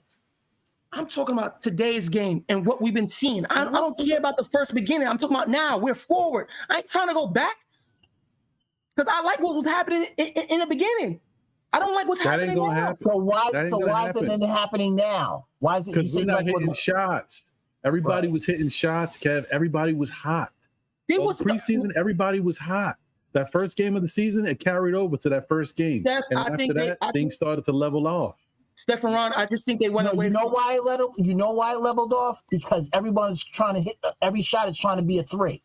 That's why it's leveled off. Less threes now. Today we shot less threes. Yes, you're right, Steph. But I'm talking about before, like last night, like yesterday. Yeah. Remember when I said I don't like shooting so many threes because we don't have dead-eye shooters to do that. This team is more of an inside-out, hit you where it hurt, which is getting into the rack to get fouls and draw. This shooting too many threes. What are we averaging? Like 40, over 40, 45? We were like 41. Over 40. Okay, to me, that's a little too much. That's a little too much. It's come down though. Yeah. Well, good. Because I think we need to get in the paint more. When the Knicks are successful is when they play closer to the basket, man. Thank you. Right. We Did have you this. see Did you Teams see are not the even se- afraid of us. Teams are you not see afraid the of us. Did you see the sequence? I don't know if it was the Houston game or the game before that. The sequence when Randall was trying to hit like 3 threes in a row, and he missed them, and then they came down. The opposing team came down, and was scoring. Well, I They're mean, taking too many threes. yeah. Well, I mean, they didn't tonight. We'll see what No, they happens. didn't Go ahead. tonight. But I'm talking. Go ahead, Steph. Go ahead, Steph. Yeah, tonight we look like last year's team. But I want to go back to something Sim said, and I think he was right on point. Ron said this in his show last week, Saturday as well. When you start playing the bench more, you're playing them now against, the first team, they're not as effective. And as Ron said, that's why the bench is the bench. And you could say that also for players in their limited role, right? IQ, Obi, all of these guys that we want to get more time, it's easier. I'm not going to say it's easy, but it's easier in a short period of time, 15 minutes, 20 minutes, to be great, right? You put Randall on the second team and play him 15 minutes a game, he's going to look like an all-star. But when you start expanding that role, that's where people get exposed and you really get to see that they're right where they need to be. Well, I'm not saying...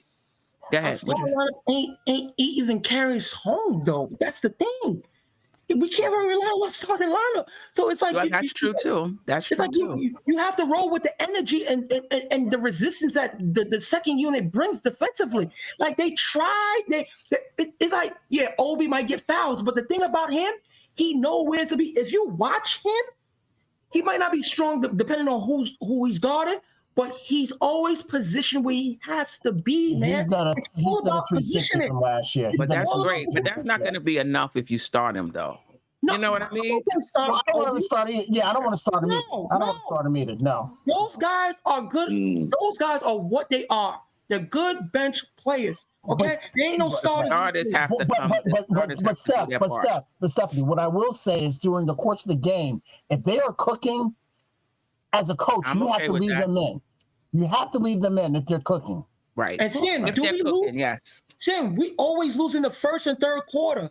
Those are the most important quarters in the game, bro. Right. I mean, tonight we lost in the first. We didn't lose in the third quarter. Right. Well, we actually built a 6-point lead in the third quarter. Okay. You know what I mean? The starters played very well in the third quarter.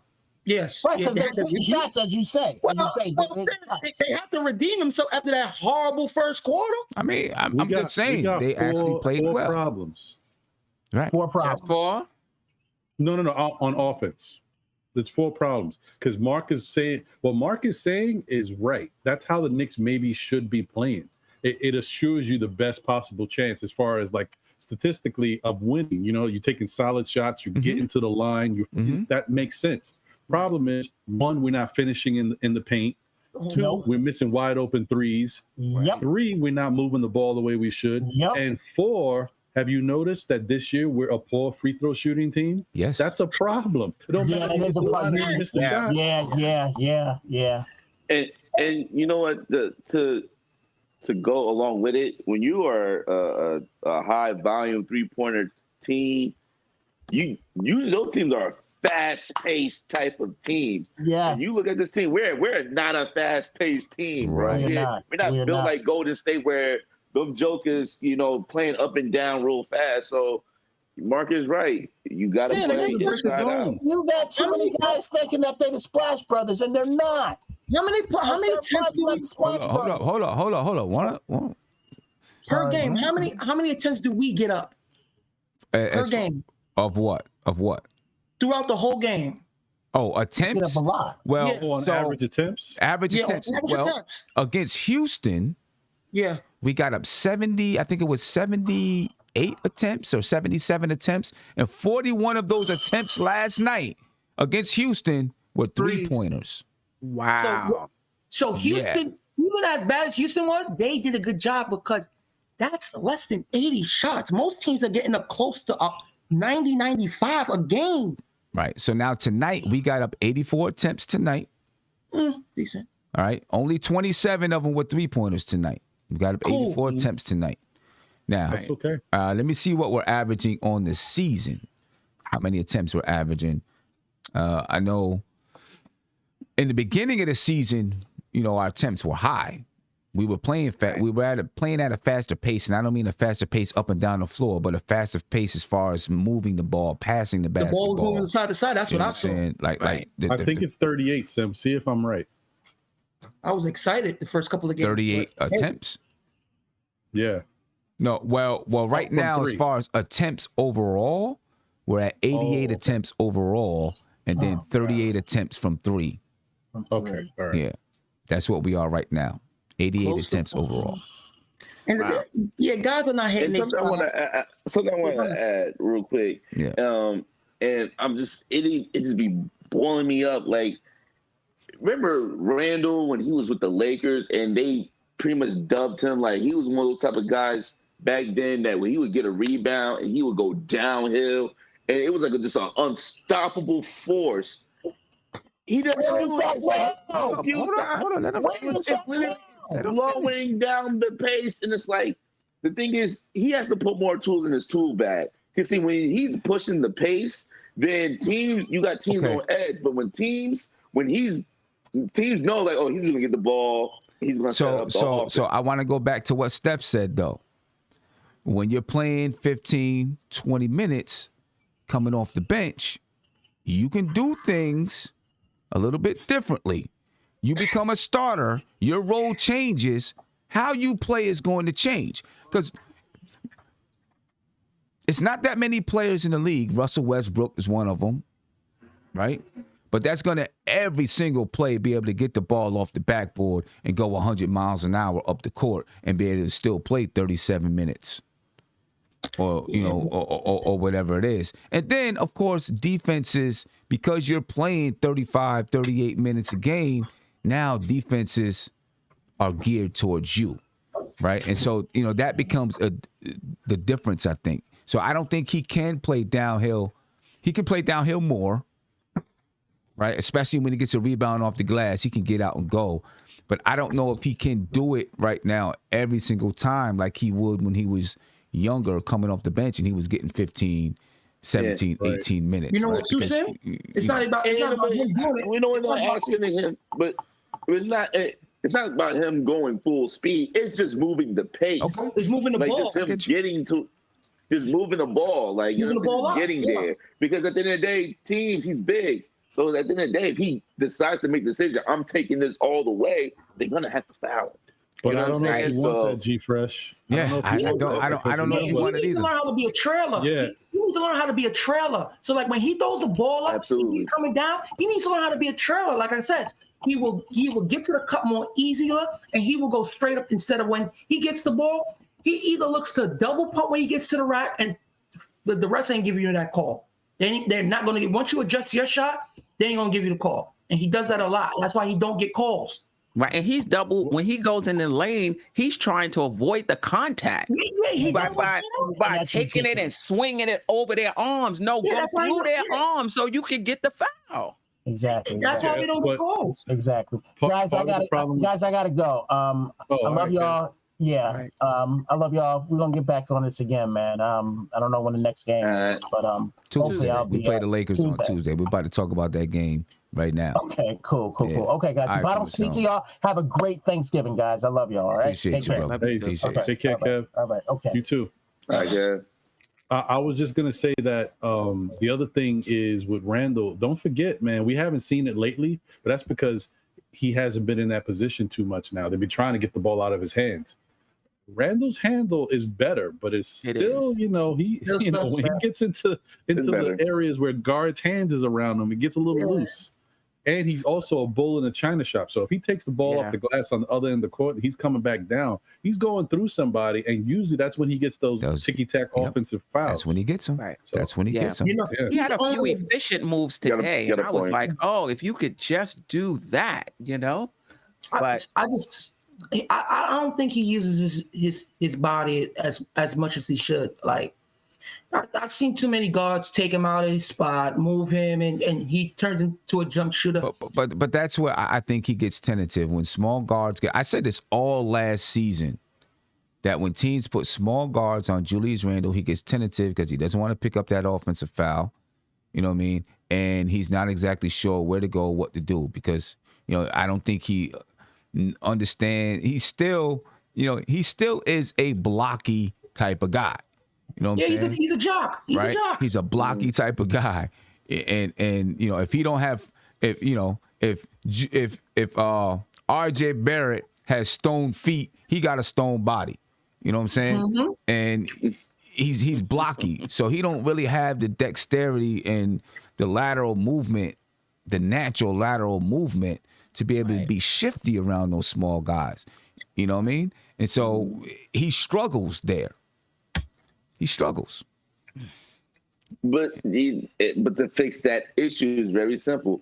If he's getting those little guys in the post, like you see some of the best post players, if they get the ball outside the paint, they kicking it right back and they reestablish in position. Mm-hmm. He never does that. You're right. He never kicks it back to reestablish a position. So now when he does get the ball near the paint, the call's going to go his way because now that big man is in trouble. I mean, that little man is in trouble. So they already know they already need the basket is a wrap. But they know they got Randall out in space. Yeah.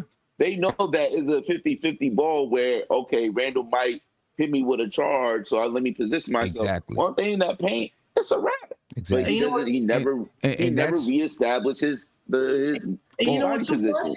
You know what I hate? When he asks for the ball right near the wing guy. Like he would ask for the ball right there with two defenders on him. He don't even attempt to even try to go closer to the basket and then ask the entry pass. Yeah, he like what is that? Hand out. And that's what I was gonna say especially when he has those little guys on him. Get yourself in position right under the basket. And then when they give you the ball, you can just go up. It's just a boom, power dribble, straight up. That's it. Yeah. I ain't going front tonight, Steph. Watching that game was just like, I'm not having fun watching it. I'm just not. It's definitely I'm not. just not. Yeah. I didn't even want to do the show tomorrow. I was like, I don't even know what to talk about. Let's talk about trades. You know what, too? I'm ashamed of the Knicks last night. The way they celebrate that win last night over the Houston Rockets, that disturbed me. I'm sorry. That really disturbed me because for you to be celebrating to go out and beat a team as bad as I've ever seen, like they was bad. It was god awful. And we're celebrating. Listen, we have a lot of work to do, and I don't think we need to be celebrating at all until we get winning streaks to even feel respected by other teams. Because going out, well, so let's. And I was thinking about this all last season, especially in the second half of the season. We were focusing on not the team, me. I would always say let's.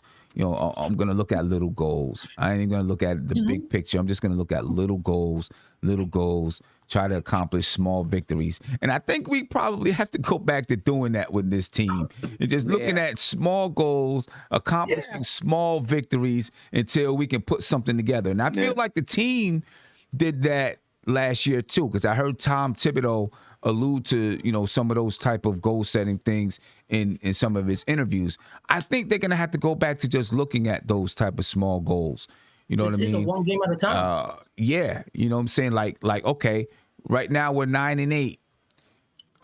Let's get past these next 4 games, which are tough, right? See where we are. And then now let's work on being 3 games above 500. 4 games above 500. Last year, we was battling, trying to get the 500 all the time. We get close, then we fall down. Get close, then we fall down. Finally, we were at 500, and we were trying to get, okay, let's get 3 games above 500.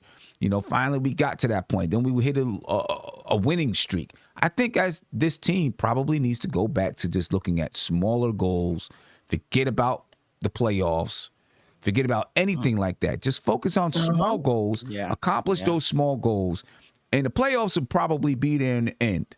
But I think we got to take anything that's long-term. Anything that's long-term, I think we got to take it out of our sight, out of our vision, and just focus on smaller things and accomplishing those things. And to say something about that too, the thing about it, we really have to take one game at a time. And like I said, if we lose one, we got to make sure we win the next one, because I'm watching the Boston Celtics. They're gelling out and they're coming back. They're 9-8 now. So it's just like we have to, like, if we take a loss, We always have to get back and try to get the next win. We cannot take 2 losses in a row. We cannot take listen, man. Tomorrow, we better book. Listen, tomorrow with the Lakers game, Lakers play soft. They are horrible on defense. Last time Randall played against AD, it was good, but AD just finished. Tomorrow, we need to attack. We need to attack the Lakers. That's all you have to do is attack them. And they can't guard the perimeter. So we need to attack. And if the opportunity is there for you to dish, you dish it out. But we need to make shots. In that first quarter, we have to come out very aggressive first quarter. The first quarter, we need to come out. If I watch another game where my first quarter look like that, it ruins me. It ruins my whole night. Yeah. Have we lost 3 games in a row yet this And I season? think that game with the Lakers, LeBron might be out that game too. Right. Yeah, he got suspended. He did get suspended. So he did get suspended, or you think he might get suspended? I didn't hear. I haven't heard. One game. One game suspension. Okay. You should have got 2. So that's a game that we got to get that dub.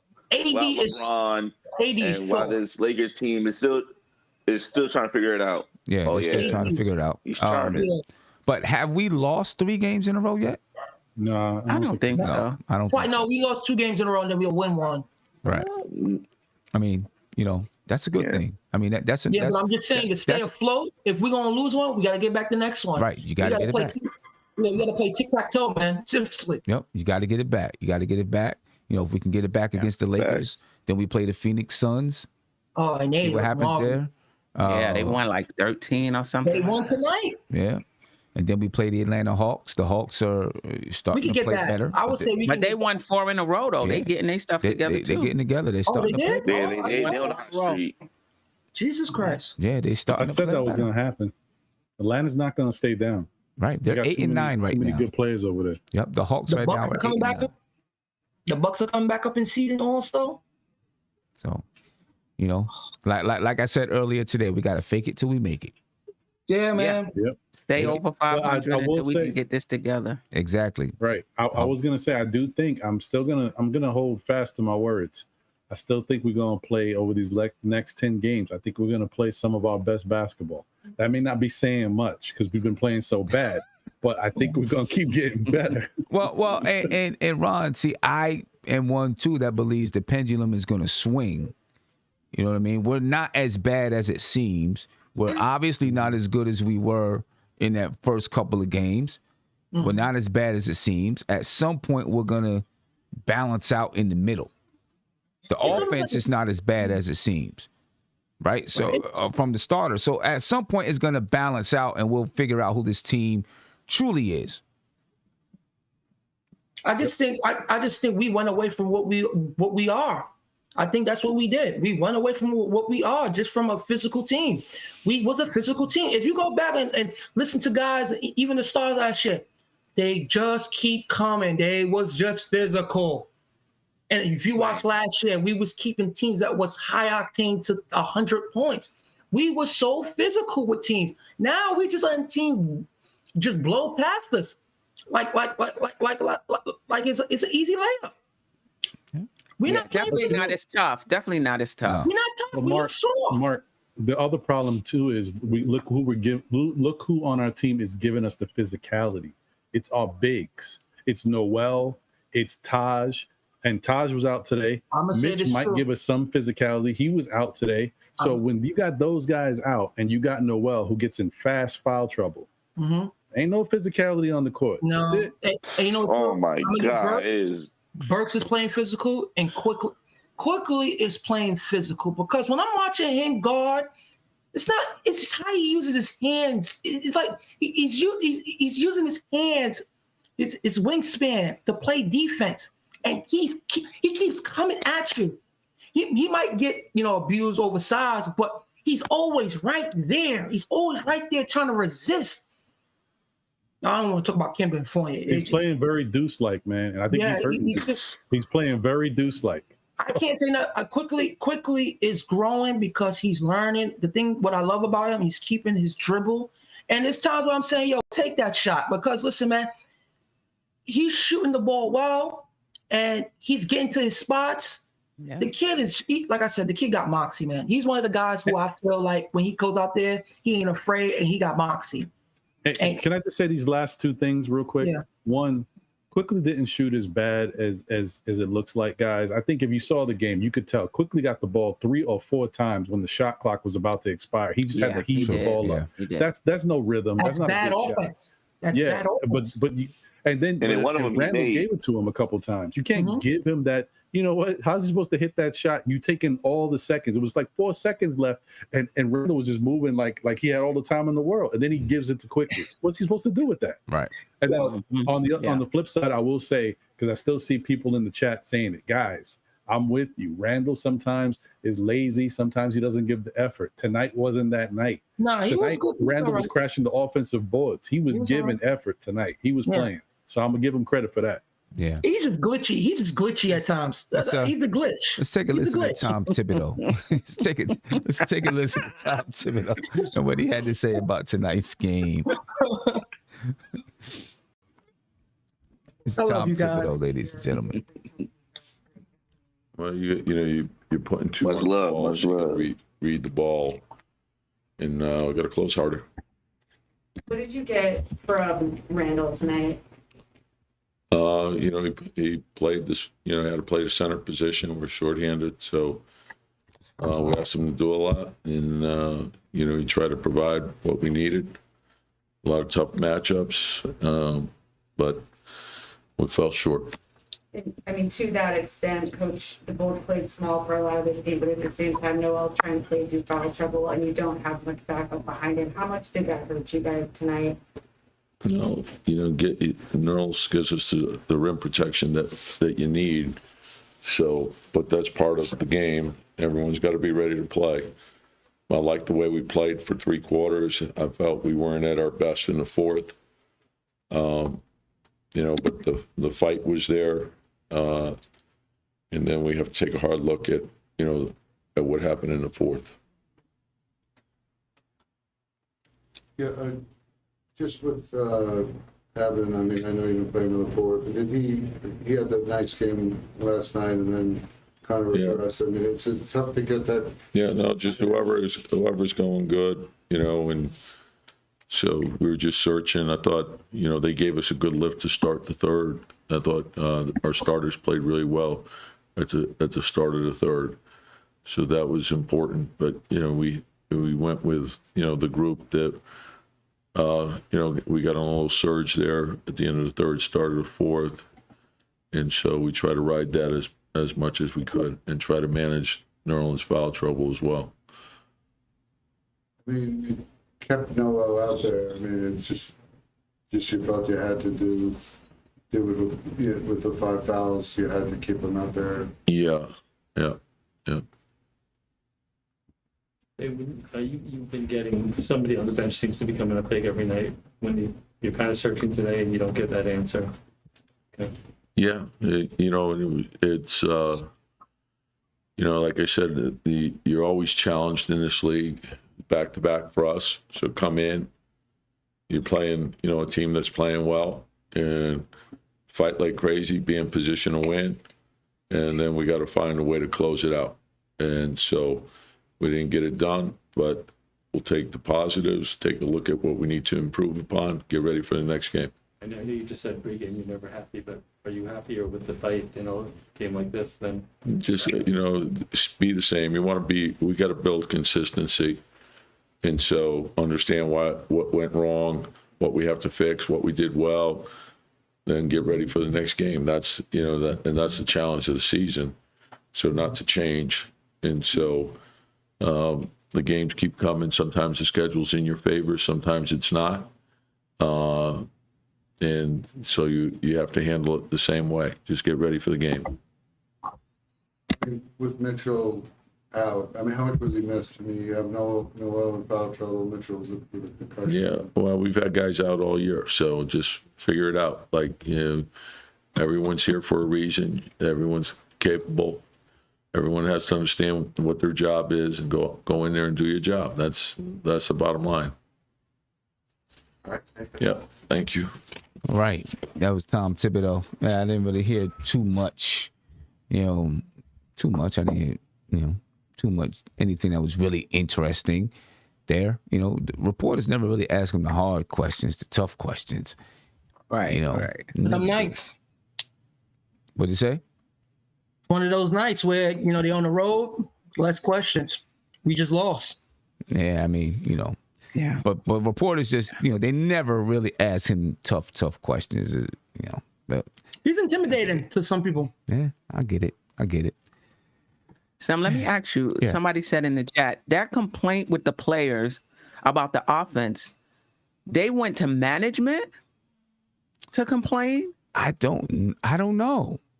I think it's just kind of out there that, there's some people that are frustrated. Okay. Somebody in the chat said they went to management. I'm like, that's a... Yeah, I don't know. I don't know if they went to management or not. I think That sounds like Fournier. that's big, right? You can't trust a guy like that. That sounds like Fournier You lose all trust, the way. right? real quick. If someone went to management, you lose trust real quick. Yeah. Yeah. And that's why I've been saying for the last couple of games, Steph, they don't look happy playing with each other at all. I don't think it was just Fournier though. And I don't think they went to management. I think it might have been they've been chirping a little bit, but the way Fournier was acting on the court and clapping it up and trying to get his guys back in the game, if they was freezing him out, they wouldn't even showed him the time of day. I think it might have been a couple more chirps out there, but I know they're in the starting lineup. Yeah. I know they're all in the starting lineup though. Yes, Of that's course. a fact. Yeah. It's in the start. I mean, who could it really be? I mean, It got to be none of the old people are going to complain. Can't be Mitch. We know who they are. I think it's Fournier. I think it's Randall. Don't get Randall's not happy either with this. He's like, yo, I'm not even getting mine. Randall ain't happy. Yeah, I know it can't be RJ. I can't see it being RJ can't say. I can't see it being Kemba. Right? No, he's too happy. He's too happy go lucky. You know what I mean? So it has to be. He's just happy to be in New Fournier or York. Randall. Yeah. And maybe it's them two having frustration issues with one another. Correct. You know what I mean? But Maybe, how? you know what? Because That's it seems like Randall really goes out his way to get this guy involved. Listen, man, if you just not making shots, you just not making shots.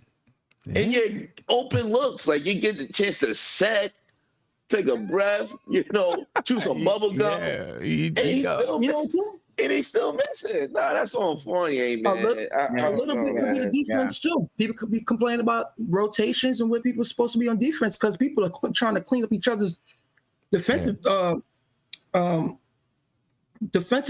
schemes. Yeah. People are over helping. You know what Thanks I found for bringing funny? that up, Mark. You know what I found funny is after the Knicks lost to Orlando, I was watching Julius Randle's post-game press conference, and he just seemed a little more chipper than I would expect after you did not play well and your team lost to a sub-500 team at home for the second time. He just seemed way more chipper than I thought he would. I was like, what is this? What is happening? What's going on? Yeah, I don't know. he didn't want the pressure. Yeah, maybe. Well, you know what? Like I was saying, I'm glad you brought that up, Mark, because I knew there was something that I didn't touch on that it was irking me the whole game. It's been irking me a lot in the last 5 or 6 games I've been watching. But tonight, what is wrong with the Knicks rotation on defense? Why do they keep double teaming and trapping and then rotating? And then the back guy, it's always the back guy who's a guard, is caught all the way on the other side of the court. So the guy in the corner on the other side is wide open. And that back guy has to run all the way over. That happened all game. What type of defense is that? Who's your back guy? The thing, though, if they moving the ball, that's what's going to happen. Right. Because that guy, that's the weak side defender, you 3-4 passes, you supposed to be in the key. If they whip that ball around really quick, you can't move as fast as the ball. He should be moving as the ball is moving, but you're gonna be late. There's just no way you're gonna. Not even that. They don't even show. Like that, the defender don't even show. They don't even show. I've seen some the plays that you're talking about right now, Rob. I see some of them on Twitter where people are witnessing like the bad guys could be Arch, it could be Randall. And it could sometimes be Kemba. Kemba too. But it all starts with the guards because they're getting blown by. So a lot of what's happening is because of the perimeter defense. And again, the Knicks, when we don't have a perimeter team, teams beat us with the 3-point shot. They hit shots on us. That's just been our past. Mm-hmm. We could never guard the perimeter. And since we went out and got those two, we went back to the old Knicks because we can't guard a lick. And now it forces guys to come out of position and out of rotation where people are supposed to be. But sometimes Tibbs need to stop with that heavy. He's running that defense that you could use like on Miami or something like with LeBron on the team or something like that. You can't use that in today's NBA as much, bro. You cannot do that because guys are much quicker. Guys are putting up more shots quicker, and guys are hitting their shots. So he has to find a way of trying to like show man, but still like in a zone type. He needs to really like jumble those two up at one time. But you got to have the players that can do that. Exactly. That too. And to add to that. We have problems with the base defense. I'm sorry. Sorry. Go ahead. No, go ahead, Fresh. No. And just to even say, like, I was even just thinking while I was watching the game, Tibbs don't even have the mindset to even hide Kemba on defense. Like, he just has him front and center, like, but I mean, he can't, but at least Kemba is playing like 12 like hide him on defense. He's already hitting on defense. Let me tell you something. I get what you're saying, Ron. I get what you're saying. Nah, I don't think so. Ron, check this out. He's the only one. I know daggone well Kemba be front and center. No. He don't be in the corner chilling. Kemba is so hidden, it's almost like he's not even there. Right. And the thing is, too, Skim, he tried so hard to get charges in the game because that's all the defense he could give. He's the only one setting charges. Yeah. Right. He did a good job today, although I think they gave him. And to add to but here's the thing, even the game before, listen, if you're not gonna be a great on-ball defender, at least contest the ball. Like Mark was saying, with Burt, he uses his hands. Last game, Kemba used his hands. He got 2 steals. Those became fast break opportunities. So at the end of the day, okay, fine. We'll live with you not being a great on-ball defender, but at least, I'm gonna tell you something too. The passing lanes, at least. But he doesn't even do that. When you look at the Bulls and how they run their offense, you got 4 guards that can dribble, drive, and kick, bro. Kemba cannot sleep out there. Like Kemba's gonna get abused every time because Caruso drives hard, Lonzo drives hard. Levine and DeRozan, they backdoor you, they drive on you, they do all types of things to you. Kemba, let me tell you something. When Kemba go against these guys that know how to play, he just cannot move. He cannot move. He's not strong enough because he's always on the floor. Well, I don't know. Look, we're 9-8 right now. Over the next 4 games, we got to try to stay at 500. Like I keep saying, fake it till you make it. We got to fake it till you make it. Fake it till you make it. You know what I mean? See if we can start to get some things in order. Still a young season, and we'll see if they can try to, start putting some anything things can happen. Together. We'll see what happens. We got 3 weeks of hard basketball. It can go left real quick. So it can go left real quick. About it. It can go left really quick, or they could come out and they could step up. We'll see. I don't know. Yeah. I don't know. People got to hit shots. I mean, since that Indiana game, our defense has been much better. Right. Say that again, Steph. We have to hit shots. Since that Indiana game, our defense has been much better. Right. We're 11th, right outside the top 10 over the last 4 games. And our 3-point percentage, people say we're leaving 3-pointers open. We might, but they're shooting 28% since that Indiana game. So our defense is better, but our offense, tune into the Queen's Court, I'll go into it more. Our offense has to get better. The Pacers game, right? Was Houston the next game?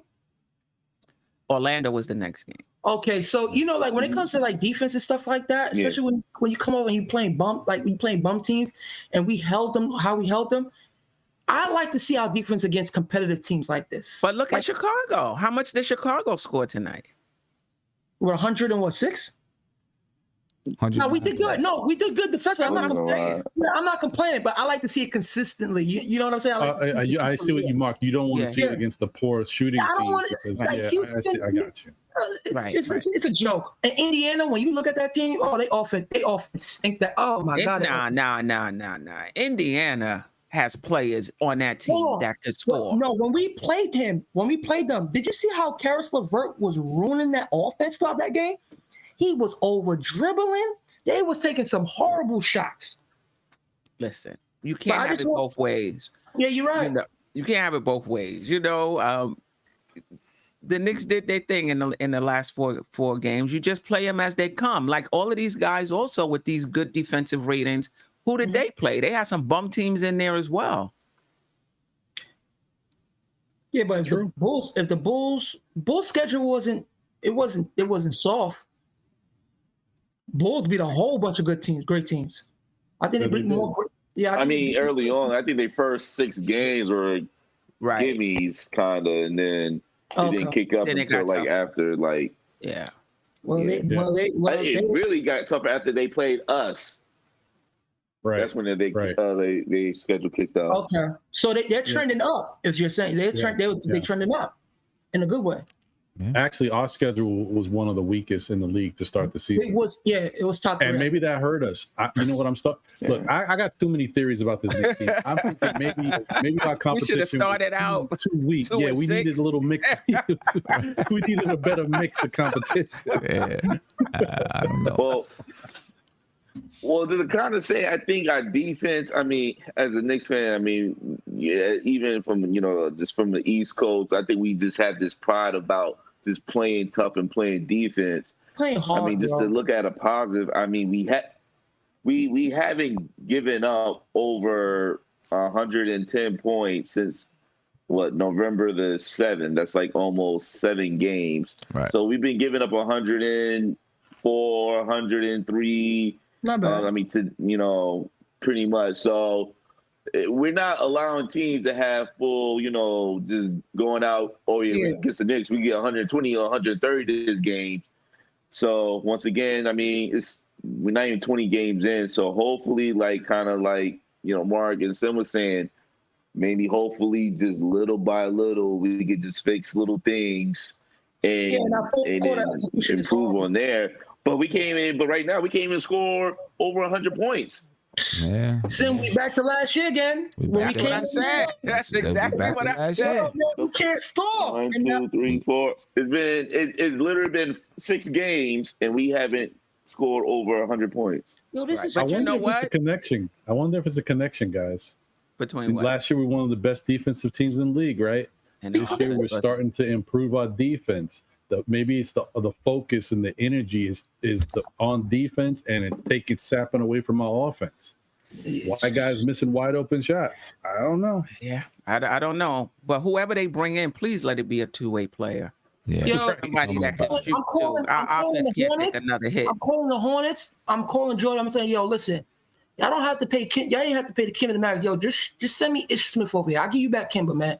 You take him off my hands. It's only $8 million. It's only $8 million. Because I'll take Ish Smith, man. I would take Ish Smith too. In all honesty. I would. In all honesty, man. Because he can defend. I don't believe we say it. Right? Serious.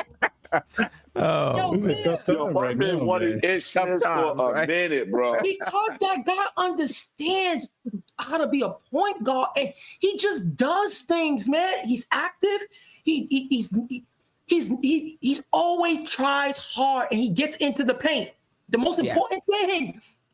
He's been hitting his jumper when he played early in the season. We should really be talking to them about him, though, because seriously, he don't really got a place to play. They got too much going on over there. Yo, Sim, you know what Charlotte is helping us out at all. No. Yo, Sim, you know what I'm do? I'm thinking about calling OKC. I'm like, yo, listen, I'll throw you Fournier in a first-round pick for Luke Dort. I like Luke Dort. He's shooting. I saw that trade somewhere too. I don't know. Justin L, man, he said, to your point, coaches in the front office got to reiterate that what Wooden said.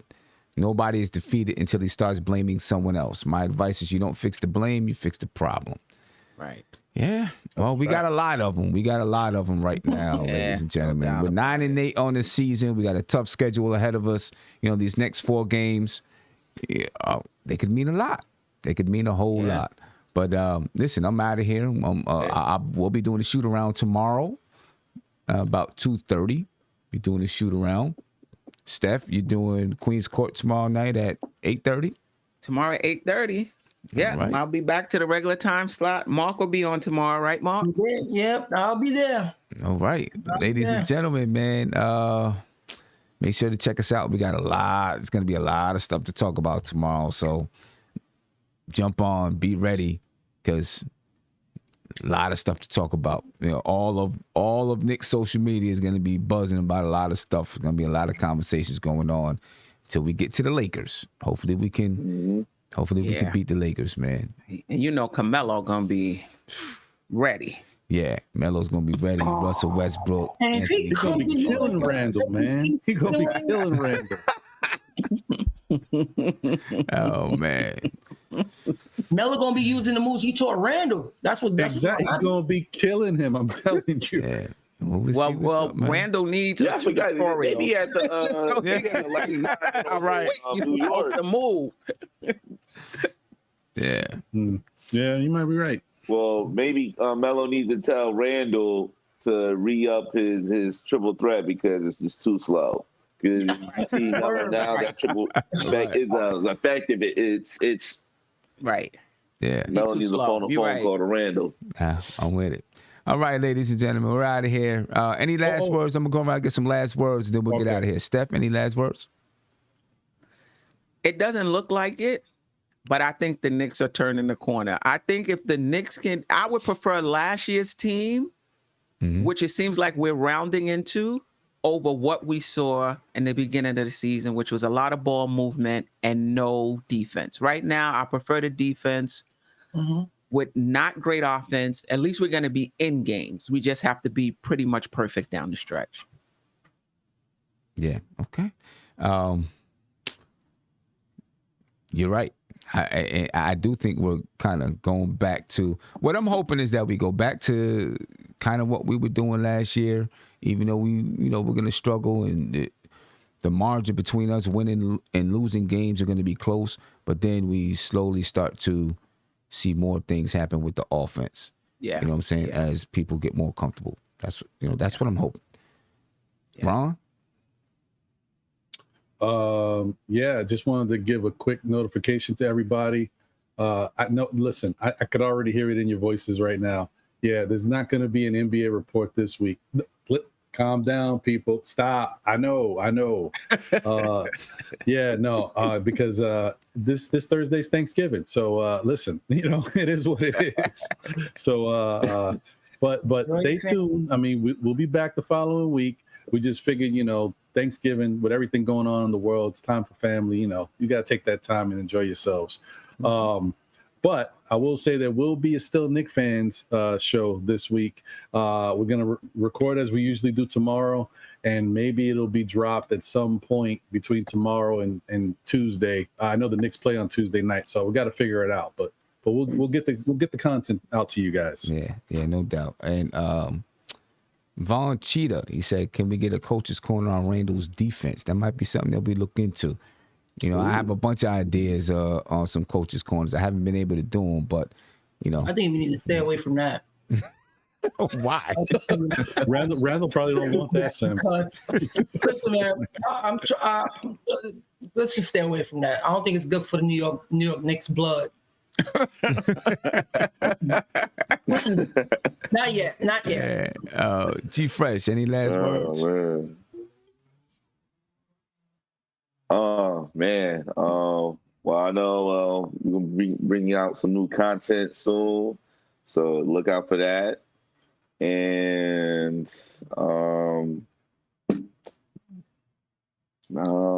make sure you hit them likes, man. Them likes That's looking it. kind of light. That's what I'm saying. Hit them likes. joints. Hit them likes. Get the algorithm working. Share with your friends, man.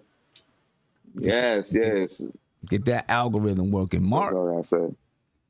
Sin, thanks for streaming tonight, man.